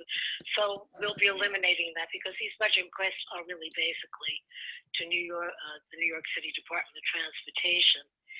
And things like Clarkson Street from West Street to Greenwich Street and Morton Street from West Street to Washington Street, where we asked for granite bike lanes within the Belgian blocks, that DOT has actually gone to requesting funding. So this can be removed to continuing support. I don't know if you remember, but last year, DOT informed us that most of our capital budget requests were actually expense requests. I don't know if you remember, but that is the way they view these things. So we have a lot of expense requests. And again, there are some that we're going to keep and then some that we will get rid of. But one of them, reducing the speeding and the directional impacts at the pedestrian crossing on East 8th Street, on west of East 8th Street on 6th Avenue. I just wanted to point out, and I think we should still have this in, that we should ask for improvements there. Of course, now 8th Street between 5th and 6th, as you all well know, is chock full of open streets restaurants and open restaurants. So it kind of puts a different kind of viewpoint on these things. And I wondered if anybody had any commentary on that. Should we still be asking for the improvements we asked for? I think in terms of bike lanes, Shirley, absolutely. Yeah, so, and then, no, this would be, the bike lane is, by the way, to me, the priority, the one for the temporary bike lane. Does anybody disagree about that? We had asked for that forever. That's on 6th Avenue down to Canal Street. And as I had written to you, I thought, and you can disagree, that this should really be our primary request. So all are in agreement with that. Okay. No, this one was for the actual intersection at 8th Street. The restaurant In general, street I think is we should still be asking for the same things we asked for before that DOT is saying are under study. Even though at Janet, this point some are open streets and so on. Janet. the intersection, 8th Street, the restaurant street is very distinct, is separate from that intersection. So one, having the open restaurant street 2 days a week doesn't negate the need to fix the Greenwich corner. Okay, great, that's fine. That's really what I needed, is some kind of intelligent, educated input. And that, of course, is it, because it's not necessarily every single day of the week and every hour of the day. So we can keep a lot of these things that I sent to you. And I'm going to move anything that DOT said is now being funded into continuing support, if that's agreeable to you. So I'm not going to really fuss over that too much. I'm assuming you looked over most of these things, you saw my comments, and you're in agreement. Okay. So now I just wanted to talk about what I want to put as priorities in the expenses. The study that we requested for curbside access. Do all agree that we should have that kind of close to the top? Yes. Yes. Everybody? Yep. Okay. And next. And I just wanted to make a note, with COVID, since we wrote that resolution, it's almost become more important to have that curbside. Right, and Dan, I did get your message on that, and I will put that in, incidentally, with our request, that it's even more important now to have the access for deliveries and so on, in terms of COVID and with so many deliveries going on, right? Yeah, I meant to say that. And let me just turn my page. And okay, and the other very much, I think, toward the top, we had requested a temporary network of bike lanes, at least during the COVID crisis. Not to say we don't need them all the time, but we had requested that. And to me, that seems still something that DOT has really not followed through on. Would you agree? So that way toward the top. Okay. What's the next one? Okay, so the bike lane on 6th Avenue. The only other one that I was thinking of might be our number one, if not for the bike lane, would be the shared streets. I tend to lean toward asking for the temporary bike lane down 6th Avenue down to Canal, and then having the shared streets as number two. I see some heads shaking. Yeah? Okay. Yes. Great. Okay, so shared streets one, and bike lanes one, shared streets two. Bike lanes, shared streets two, bike lanes one. Bike lanes, 6th Avenue, number one. Okay. Hey, we're moving fast with this one, I thought. Okay. All right, and then the next is, there was a small one, but it's an important one, and again, at times of COVID, for access to Hudson River Park Greenway, there was a request for protective barriers to the bike lane on West Hudson Street between Washington and West, just to provide safer access. So any ideas of where you think that should go? I mean, I was thinking someplace in the middle. What do you think? Yeah. Yeah. Okay. That one should get funded because it's such a thoroughfare right now for bikes. So where do you think? You think it should be? It's just as important as the others. Okay, so maybe above the middle. Okay. Maybe number 3 then. Maybe number 3. Okay. Oh, okay, so you think it should be that far up there, gang? Okay. I think it's going to be a reasonable request, and it also safe. I think it's damn reasonable because it's just so small, for goodness sake. I think it has a high level of success. I think there's a good chance. If you look at the history of what's getting approved, that's the type of thing that does get approved, like the granite paths. They already have the infrastructure in place. Okay, so number 3. Okay, another one.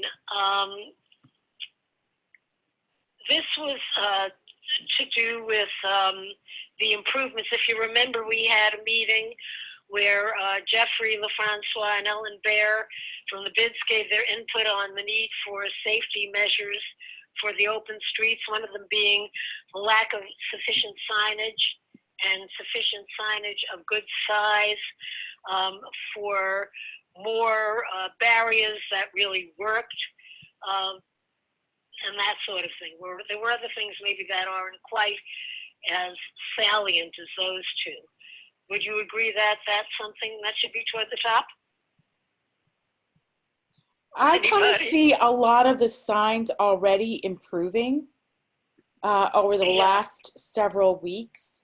So I don't know if I personally would recommend putting it at the top. I'd put it somewhere in the middle. Mm-hmm. Okay, how about that? Anybody else? Middle? Okay. Middle, and I'm circling it. Okay. So, okay, this is Shad Street. And then there really were 3 parts to our University Place resolution. One was the Shad Street. One was a holistic study of CB2 streets surrounding and including the 14th Street TTP. Where do you think that might go, the study? Anybody? That was our most recent resolution, I think. Right. Well, Janet and I walked the area, and it certainly seems like even during the middle of rush hour, what was it? It was the eve of Jewish New Year, and there was like no one on the street, like, no cars. It was all bikes and pedestrians, and all the way from 4th Street all the way up to 14th Street. And Yeah, so I think is that though reflective of normal times? It is that street because the impact of the one reversal is that University is now a dead end street. So the only traffic that goes there is local traffic. So nobody uses it. So it's yeah, but I'm not talking just about University Place. I'm talking about other kinds of input that we've received. And, I'm going to listen to the committee, honestly. But I do want to point that out, that there It included are things certain like things. the parking by the police cars and other Well, vehicles. that's 12th Street. That's 12th Which Street. is the third one. But what I guess I'm picking up on is that at this point, very few vehicles even turn on University Place. And but what they do is they proceed on 14th Street for a couple of blocks more, say down to First Avenue, and make their turn there. And it doesn't seem to really have an impact on the busway. So this is the reversal of what we're saying. We're talking about University Place, we're talking about side streets, but maybe there's a change in the impact of motor vehicles to a certain degree on 14th Street itself. And does that merit a study? And incidentally, some people have asked for cabs on 14th Street. but aren't we just FHVs. I'm talking about a study of 14th Street. But is The that resolution, no, that was in the resolution. Yeah. And I would it had keep to that. do with the surrounding streets Mhm. and to kind of evaluate the impacts. Now, if you say it doesn't matter, I just won't put it in. You know, But Shirley, I want to bring it to your attention. Yeah, I would say keep that in because the side streets are being impacted. And, you know, I think it is worth, now that they've had the busway for some time, it's worth them studying the area to understand what kind of constrictions are they adding and where can they change or mitigate some problems. And I will say they are doing that. So we would, you know, by having it on the list, I mean, that's why they came to us with the one additional shared street, because they've been studying 12th and 13th Street. So what did you say? I just want to get that read to. What kind of constrictions they're adding and mitigating any negative impact. And mitigating any negative impact. Because it's been around for a little while, so it, you know, okay, so they did a study where they said, okay, bus times have improved by 5 minutes or whatever they said. But, you know, we've heard from neighborhood folks on the side streets that the side streets are being negatively impacted. So the question here is it worth doing a study as to, you know, to some small adjustments, which is, I think, what I said in my resolution. You did, yeah. We had discussed originally in committee. So it's, the name it says side streets have impacts. And, okay, but it's mostly to say that things have changed and it might merit some modifications. Is everybody okay with that? Janet, are you okay with it? Yeah, I think have to be. I'm good. I do think, yeah, no, it's fine. I mean, Dan and I took a walk there during rush hour, and I agree. I mean, I think they can make modifications, and you know, the people that live there felt pretty strongly and showed up in record numbers, and I think it's incumbent upon us to follow up on that. Okay, so we've got one asking for the shared street, which is like our number 2 ask. Then we've got asking for this study, which can come a little further down, right? Yeah. Okay, so a little further down. And how about the congestion on 12th Street? I mean, that was a big one. We're talking about the placard parking. We're talking about the ultra congestion of those few blocks, the need for emergency access for Lennox Health, and so on. I mean, everything we had talked about, right? So that would be a third one. And where do you think that should go? Anybody? I would put that along with the, you know, I would put that adjacent to the 14th Street study. Yeah. Study. Okay, so Jason. Because they could almost go hand in hand together. Yeah, one has one to do the right. Okay, so it doesn't matter which one is first. Okay, good. So adjacent to 14th Street study request. Okay. And then the last, of course, we go back to our original request for the Greenway, and I intend to keep that in, because with that we had asked for a study. So though we're asking for a shared street on top, at the bottom, we can ask for the Greenway study. Okay? Yeah, you know, we had an advisory council meeting on that, and the state representatives were there. There were a lot of issues. I wouldn't put that high on the list. I'd put that below all these other things we spoke about, because they already rejected the request from 3 community boards. Shirley, you're talking about the university place still, aren't you? For the Greenway. We're talking about the Greenway on University. Oh, sir, I'm sorry. Oh, you were thinking of the Hudson River. Right, we have No, we don't even do anything. I think we were talking about the west side, right? You're talking about the west side curb on west side. No, I don't even have that in there, because I know that that's still up in the air, and we really never did a resolution. So it's not really part of our budget request, sure.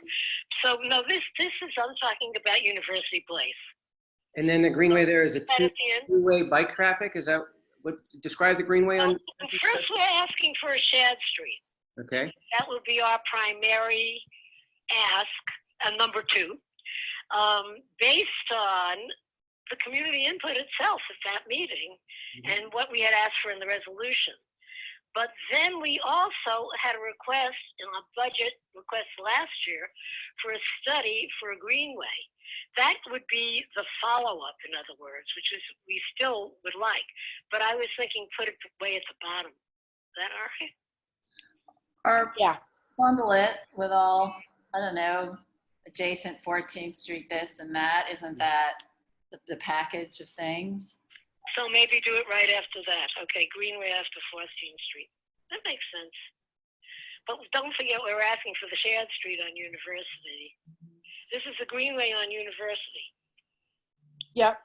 But I don't want to put the Greenway study on University as a primary, because first we're asking for the shared street to be installed.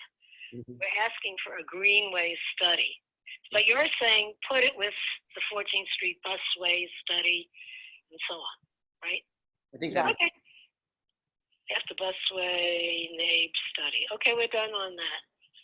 All right, so back to the request to remove the parking space. So how do people feel?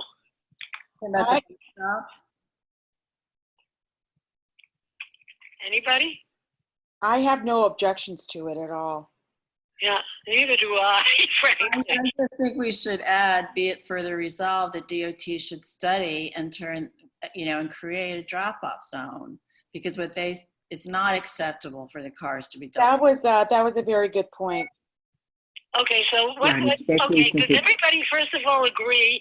Because, hey, Charlton Street is only like a block away from Spring Street. I mean, it makes no difference because then.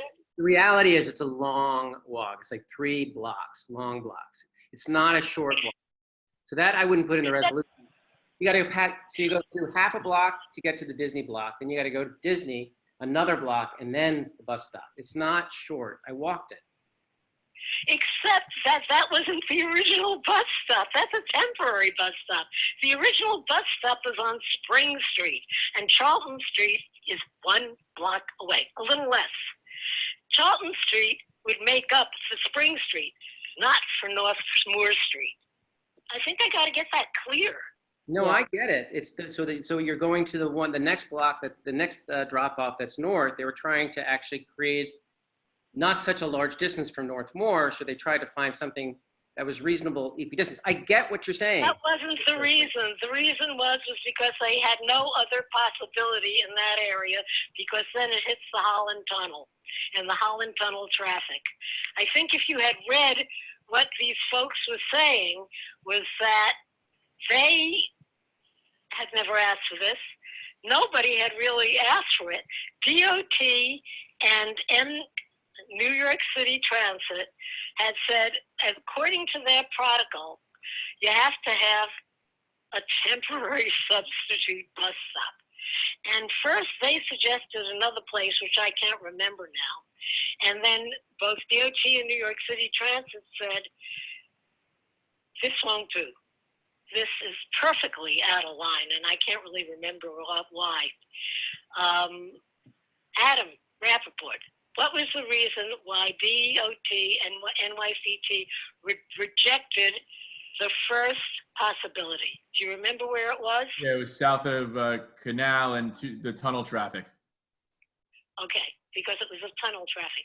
So the only thing they said was, oh, maybe we should go to 250 Hudson, which was not ideal either, because you had, in normal times, a tremendous amount of traffic. But 250 Hudson is still far from Spring, which was the original stop, which kind of, I guess, is maybe out of the line of the fire of that traffic. I'm just trying to clarify it and to tell you what my interpretation is. You know me, I usually don't try to put in my 2 cents like this, but it just seems so clear to me that what they're asking for is Charlton Street. They're not asking for Charlton Street. Charlton Street already exists. They're suggesting, hey, Charlton Street's there. It's only a block from where Spring Street was. So do you really need 250 Hudson Street? Not to replace Spring Street, certainly. That's my point of view. Yeah. I got that, Shirley. I understood that. Yeah. anybody else? I mean, How do you feel? the original distance was between Spring and Northmore. Right. And so now if you got rid of the temporary bus stop, it would be one additional block between Spring and Right. Charlton that would be adding to the original distance of the bus stops. Although, I mean, we're accepting this because it's not a heavily used bus, but the distance between the two local stops is half a mile. Yeah, it is. Oh, it's horrendous. It's horrendous. And that is another issue that probably should be taken up by somebody. I mean, bus riders, I would have thought they would have been up in arms about the M20 going for such a long way before another stop. And I mean, you would have thought they would But have the done this demographics ages have ago. probably changed, because it's so heavily trafficked by the Holland Tunnel folks, and that the demographics of the folks that live there probably aren't taking the bus. And the demographics are probably not taking the bus. As they pointed out, they have their 8 users there, not taking the bus. Okay, and there was something else I was thinking. Well, you know what? Let me let other people talk. Does anybody else have? Janet, you had something to say. Did you want to say that we should ask for the drop-off pickup zone there? Yeah, because something that, and Mr. Rappaport's still on the call, but doesn't sort of endear the community. It sounds as if it's the for-hire vehicles that are trumping the bus. All right, we've accepted that the temporary bus stop, has issues. But if that's the demand on that curb, then we should further resolve that DOT should study the curb and repurpose it as much as possible for drop-off and pickups. Right. So shall we put that in? I think it's a good idea. Yeah. Yes. Okay. Lois says yes. So If Lois says yes, then we need to do and it. We won't give them the exact regulations. Let them decide, right? Okay. Anything Shirley, else? it depends how much space they want to have. Well, Well, So so what's that? I'm just going to remind everybody. I'm going to try to put you on my speaker. it depends how much space they want to take over. Dan said there's 3 cars, 2 cars worth. I think they're not asking for anything. We're I suggesting. know that we're we- suggesting it. So what should we suggest?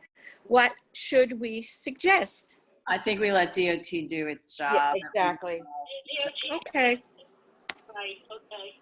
Okay. I have no objection to removing the temporary bus stop from 250 Hudson Street. No. Is that okay? Anybody object to? I mean, hey, this is my opinion, but you're entitled to disagree with me. I'm agreeing to it for different reasons, not about the distance. I'm agreeing to it for practicality and the fact that nobody uses it. But I'm not going to make the argument that the difference between where 250 is and the next bus stop is insignificant. It is significant, but the fact is nobody's using the bus. Okay. Does anybody object? Do you want to raise your hand? Yeah. Adam. I don't object. I'm just thinking in the whereas, and I'd be happy to send this if people agree. Maybe we could have like a whereas that says something about having a validation of those ridership counts, like just saying like, based on this assumption, Sam if Schwartz this is did the the case, we counts. support it. Don't you think that would be pretty good source? That was an independent consultant. That wasn't MTA or DOT. True. So what were you saying? You want to ask DOT something? To verify the count, the ridership count.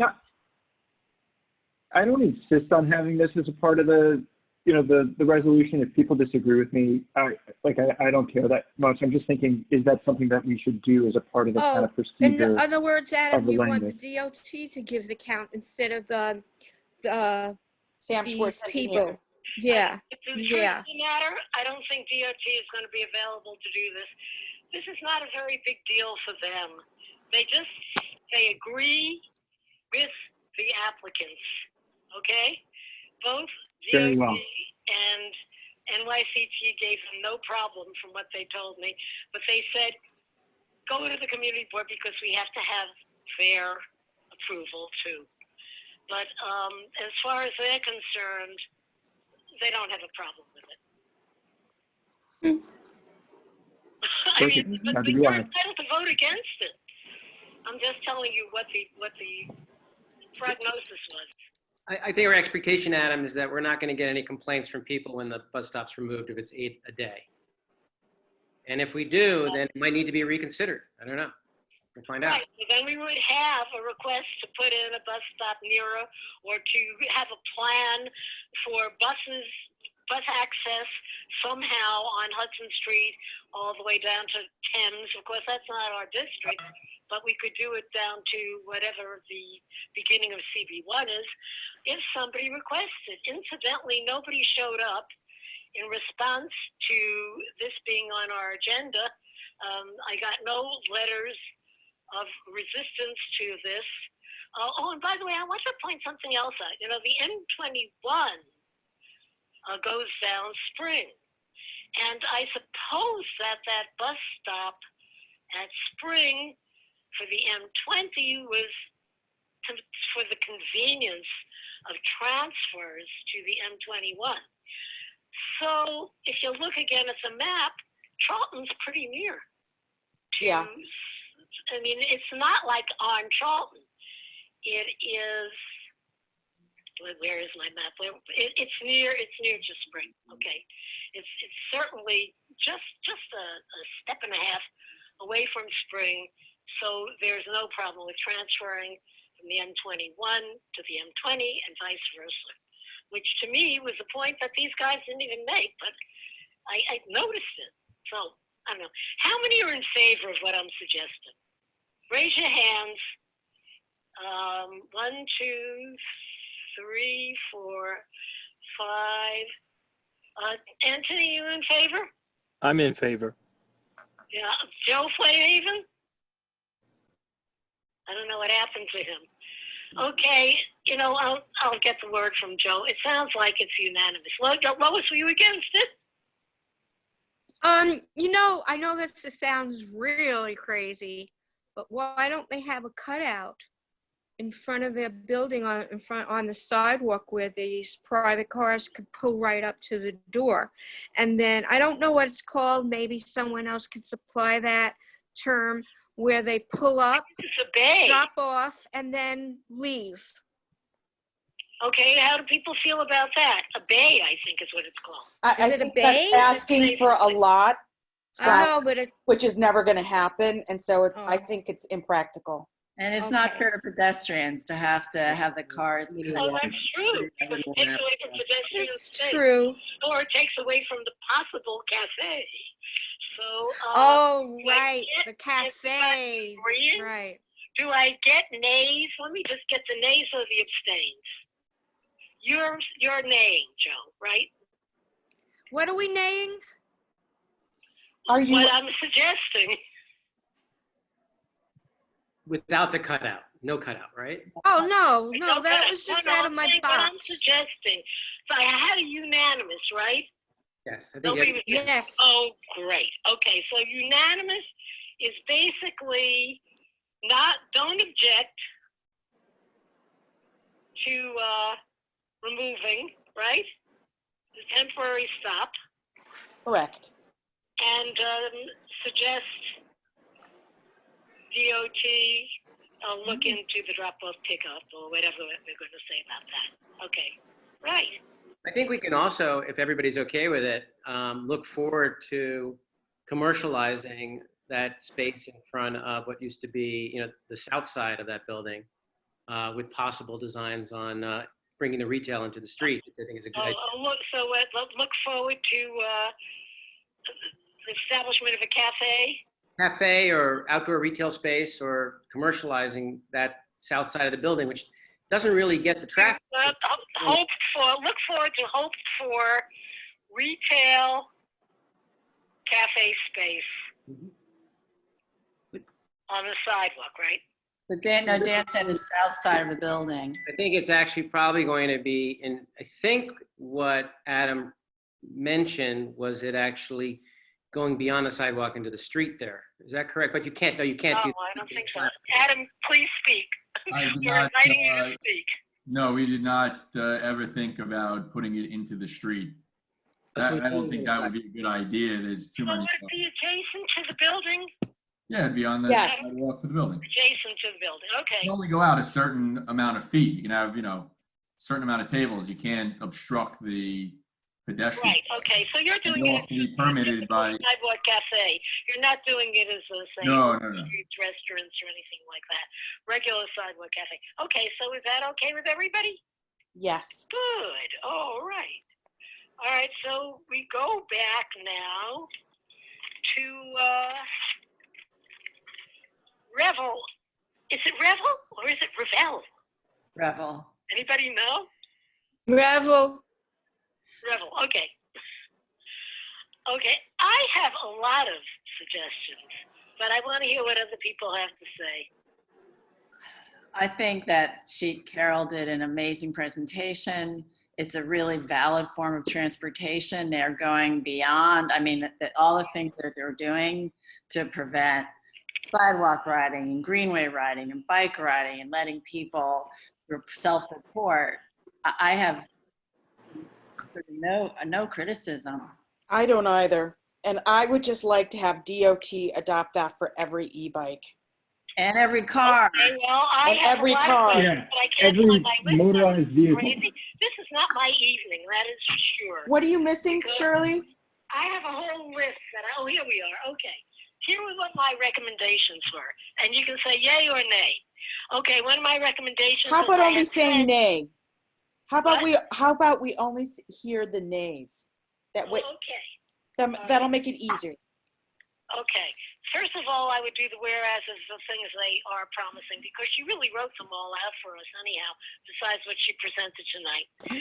See, my feeling is we should ask for their speed to be reduced. Nay. Nay. Nay, big nay.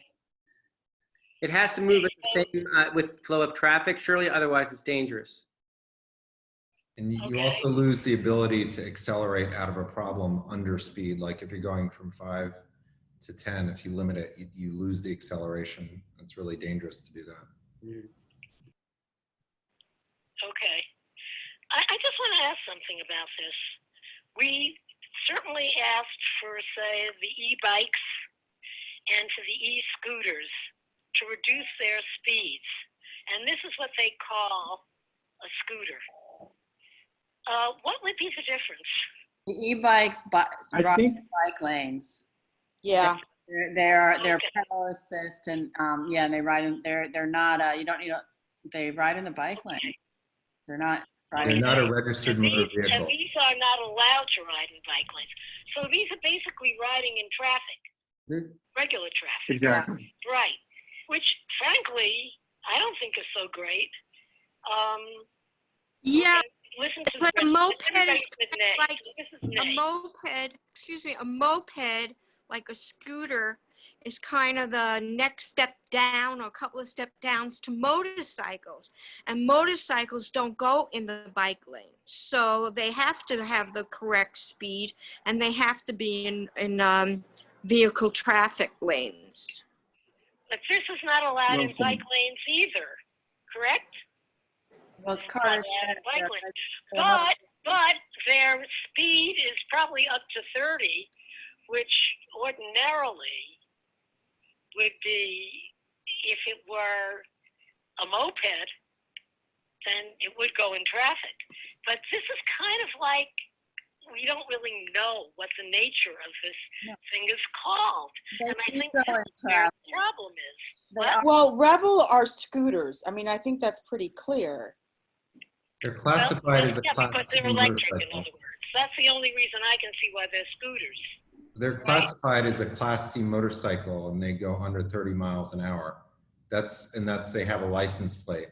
So Right. Not another classification. That's what they are. No, but they are really, they do go 30 miles an hour. We all know that.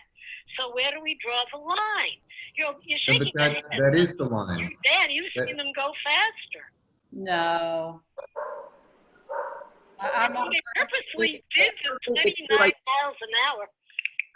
I don't think the two ideas conflict. If we're asking for electric bikes to go 12 or 15 miles an hour maximum, and we're saying that that's what it's going to be, that's what it's going to take in order for it to be classified not like a moped or the scooter. And whereas this scooter can only be safe if it goes 30 or 26 miles an hour, otherwise it can't ride in traffic. There's very different classifications of vehicles. So I don't think we're conflicting amongst our resolutions. I think it actually goes hand in hand. One goes fast, we're allowing it, has to follow all motor vehicle rules. And it has to be in the street. In the street, the Revel. And then we're still trying to figure out what's going on with these fast electric bikes, but we know they're moving too fast and they're too heavy and they're dangerous. They're being driven illegally. Yes, and they're dangerous. It happens every day. I mean, I feel your pain, Ritu. I know. Right, except that's what not we're what saying is we're going to treat the Revel scooter, as we call it, we're really treating it like a motorcycle. That's because right. it's not going to, so it will be treated like a motorcycle. Yeah, if it parks. We're not treating it, it is. It is a motorcycle. If you're It's not saying that it is a motorcycle, then maybe it should be subject to some of the regulations that they do for motorcycles. It is. Require a license. It is. Doesn't have to have a No, you don't need a motorcycle license to ride a vehicle that goes under 30 miles an hour for a Class C. For a Class C. Well, that's the point is, well, what is their top speed? They say 29. Is that really correct? I mean, they only say it because they don't want to have a license. And Idanis Rodriguez, wait a minute, let me just say something else. Idanis Rodriguez, you know who Idanis Rodriguez is. He's the chair of the Transportation Committee of the New York City Council. And he's trying to put legislation out there that does require licenses for them. But he's saying, let them have a city license instead of a state license. I don't know, if that's correct or not correct. But there's such a little teeny difference there. Doesn't it seem they need some sort of identity? Carter has said it there. I mean, it's a Class C motorcycle with the license plate. It's registered with the federal government. I mean, it's governed. You need a driver's license to drive it? Yeah, you need a driver's license. This isn't laid out by this. It's a motor vehicle, and you can't have a city license to ride a motor vehicle. The insurance wouldn't cover you. Okay, but you can't have ID because there are, I forget what it's called, but there is certainly a vehicle ID. Maybe it's called VID that is required if there's not a license. Because I know we've discussed that in committee before. I just can't remember. Maybe it was for the e-bicycles. You're required to have a driver's license. Surely that's a separate issue. Right now, you're required to have a driver's license. If Udanis wants to change that, that's not what we're addressing tonight. Yeah, but I mean, could we be recommending that they have a vehicle ID required? They have a license plate, Shirley. The Revels have a license plate. They do have a license. Oh, yeah, okay. You get a ticket. They don't park in the right spot. They get a ticket. The ticket goes back to that license plate. Same thing with Vespa. What sort of license plate do they have? It's like a little small Vespa motorcycle license. They have a Class C motorcycle license. They do have a Class C. Okay, I didn't know that. So that's another one not to even think about. Okay. So, okay. They also talk about the community reporting tool. Bear with me. And it seems like that should be not only reported to Revel, but to DOT directly. I just don't understand why they have that kind of go-between type thing. Any comments? I mean, somebody would have to have the technology to collect that information. I mean, I would love for DOT to be able to do that, because then we could ask them to do that with the e-bikes too. But I wonder whether they have the staffing or the technology to collect that information. So is this something you wouldn't even want to recommend? In many ways, this is like a fleet vehicle service where Revel is managing a fleet of vehicles, and so they can oversee their own fleet. and they can make adjustments as necessary, like they have with the times that it operates.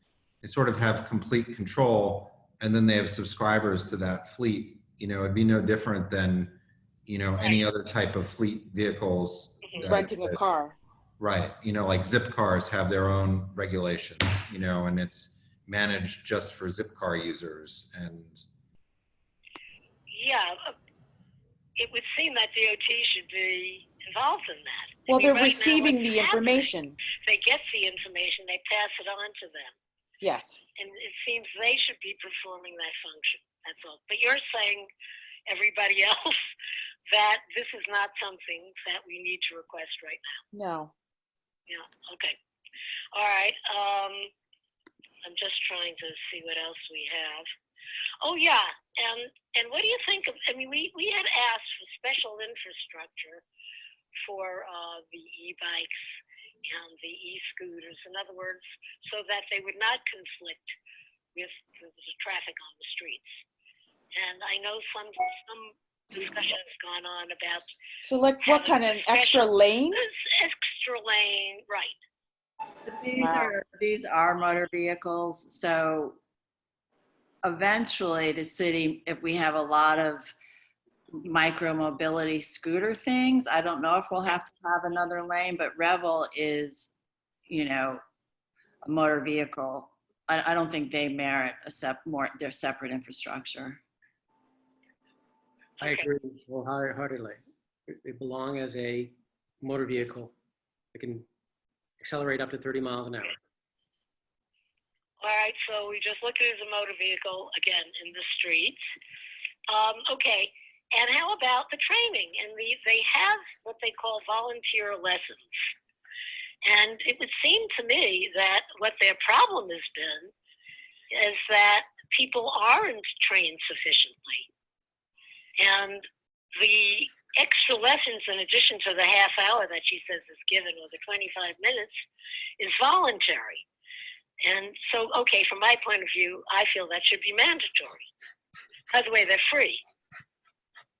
But as she said, there are people who drive these who have, I don't know, do we say if you don't have a motorcycle license? if you have a, Didn't they say you need a driver's license? You need a driver's license, but then there are other. That they require, yeah. But isn't there a motorcycle? What I'm talking about is there is the amount of training, and yes, they're dividing up the training, and they're saying that it's enough for those that have handled these types of vehicles before, but there are many who haven't. How do we require them to, or when we ask them to consider offering the full training to everybody? Or is that just too impractical? I don't know. They do offer it to everybody. They just don't require. Just a half hour. Well, they offer it, but they don't require it. You're right, they offer it, but it's not mandatory. My suggestion is make it mandatory. Hey, when we learn to drive automobiles, we have to go through quite a bit of training and testing. It would seem to me that to drive this vehicle, which has been pretty unsafe in situations, that you should have more than, say, 25 minutes, 15, she said, for some, of training. Yeah, that's just a safety questionnaire. So I think we should use different words for it. So the one thing that's on the app is the 42 question or 21 question repeated twice safety questionnaire that they basically have to mandatorily fill out that goes over the rules of the road. In addition to that, they have driver training or driving training specifically on the Revel scooter for those who want it. For those who want it, but maybe there are some who really should have it that don't want it. That's why I'm saying mandatory. And that's a question, you know, do we suggest or do we suggest an additional therefore? I'll tell you guys, I used to work in this line of work and I only sold full face helmets. And there's a reason for that, because it's on your head if somebody kills themselves, you know, and you're involved. And that was for much bigger vehicles. But one of the things, there's some people who should just really not be riding without training in traffic in New York City on these scooters. And a simple half-hour requirement to just get on board with this in lieu of not having a motorcycle license is a pretty basic requirement, and would probably, over the course of a year, really minimize a significant number of those immediate incidents. That's most of those people who were injured, it was their first time out on the Revels, you know, and people, you know, don't quite know how to operate them. They're not wearing good I would support it, therefore, along those so lines. just a Well, half-hour run. shall I do a resolve asking for the training that is now voluntary to be mandatory? Except where the person has an actual motorcycle license. So if someone has a motorcycle. Mandatory, the voluntary, I'm just writing it down, training. For anyone Should without be mandatory, except in cases where a driver has a motorcycle license.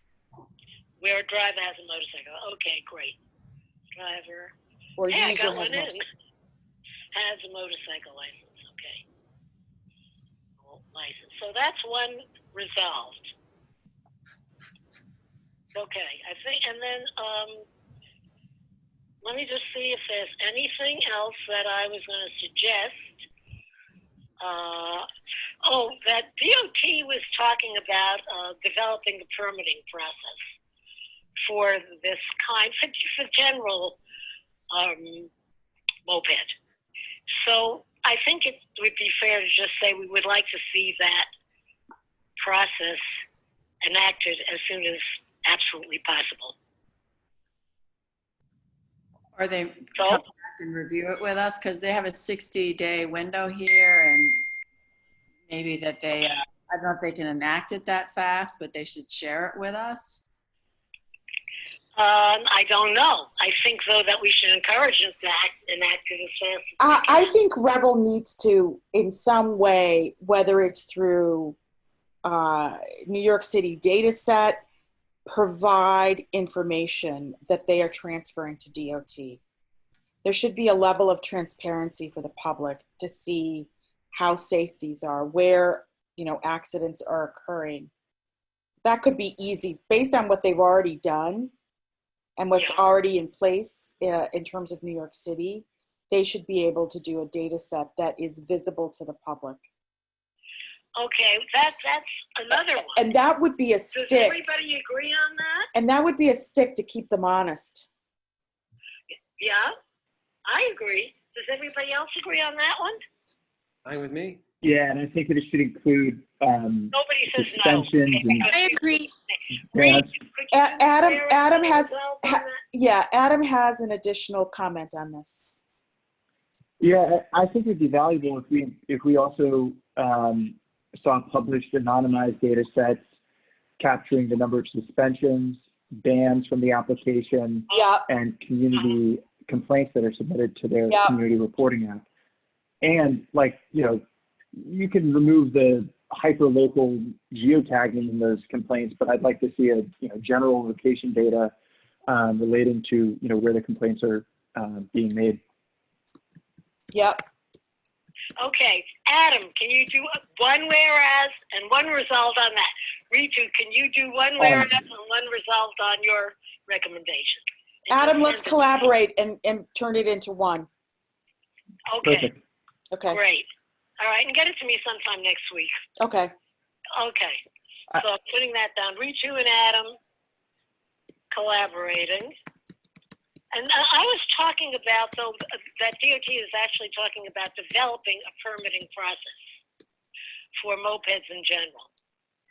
That would be great.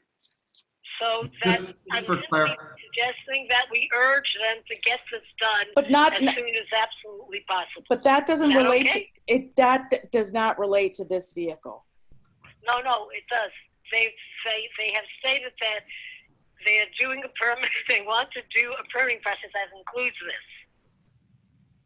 They want to start to model in anticipation of all the micromobility that may be hitting our streets. So how they handle Revel maybe their standard going forward. Maybe a precedent. Yeah. I would have thought that, no, okay. And just wanted to clarify something. Eventually, it seems to me that the sooner they can at least develop a preliminary permitting process for the existing micro-mobility vehicles, the better. But that's my point of view. I just wanted to add in, so the way that the New York DMV distinguishes for these are Class A, Class B, and Class C, and this is actually a Class B, which is from 20 to 30 miles an hour. And a Class C is 20 and under. What Anthony sent us, as a matter of fact, is Class B. Right. So it's 20 to 30 miles an hour. And so Class C are often like the pedal mopeds that you would see that are gas powered. And so what's happened is that the technology with battery operated vehicles has been able to become so efficient that they can reach those speeds, but it's only combustion engines that have been registered by the DMV. And I guess because they're riding in the roadway, they've taken, these are one of the first electric vehicles that they're licensing as a regular motorcycle because they're riding in traffic with that speed. So just by way of background. Well, anyhow, do we want to urge DOT to hurry up and get those guidelines done for permits? Or do we want to just leave it alone for now and wait until there are more developments with micro-mobility? I mean, DOT said, I think this whole program with Revel now, there's a 60-day window to test all this out. So we just say that if we're interested, that after the 60 days that they come back and give us an update on their permitting, or, give us an update.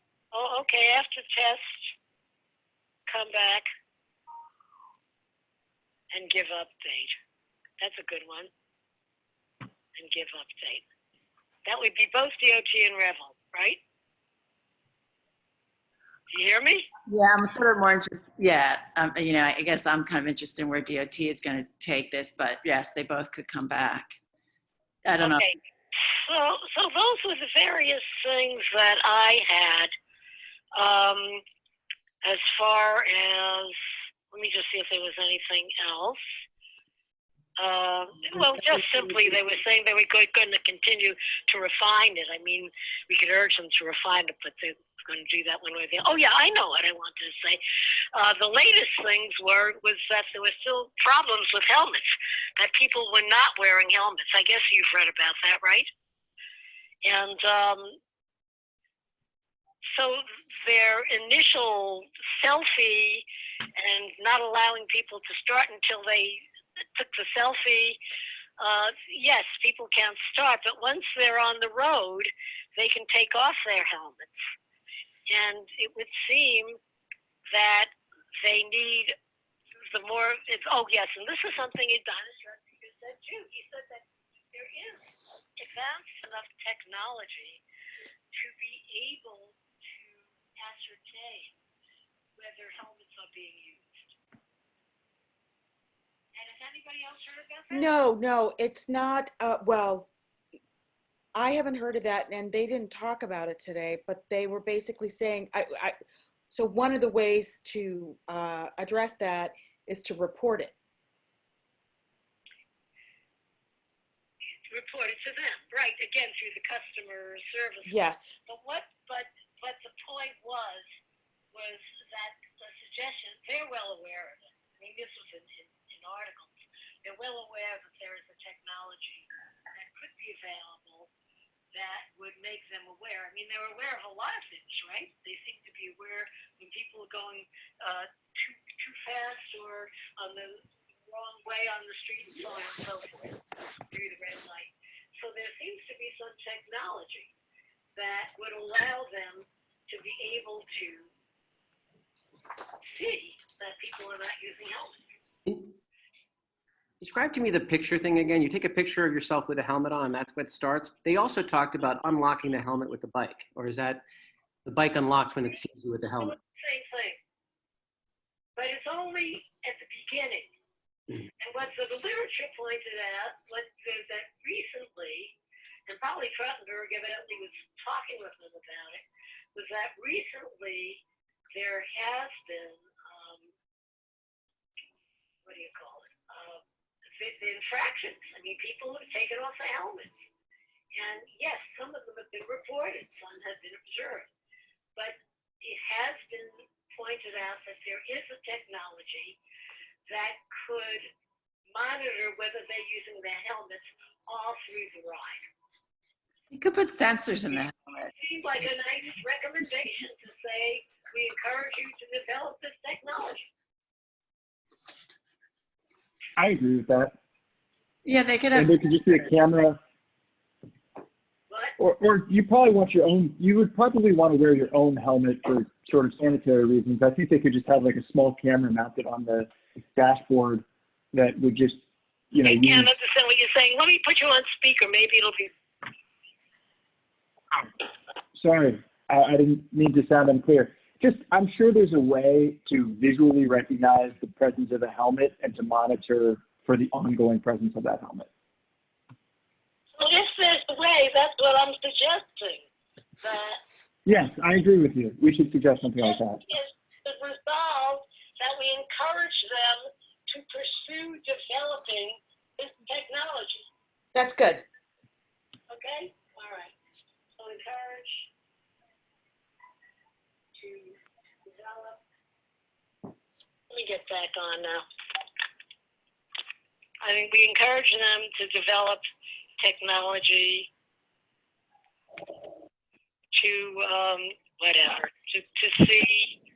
Make sure that people are riding with helmets for the most safe conditions. I mean, ultimately, what we're doing is we care about the passengers, so we want to make sure that they're wearing their helmets, or the rider. Right, whereas safety for passengers. No. I hate to interrupt over here, but I'm going to do that anyways. Shirley, I'm going to leave you on my cell phone with my computer on. I have got to take a very unhappy dog outside right now.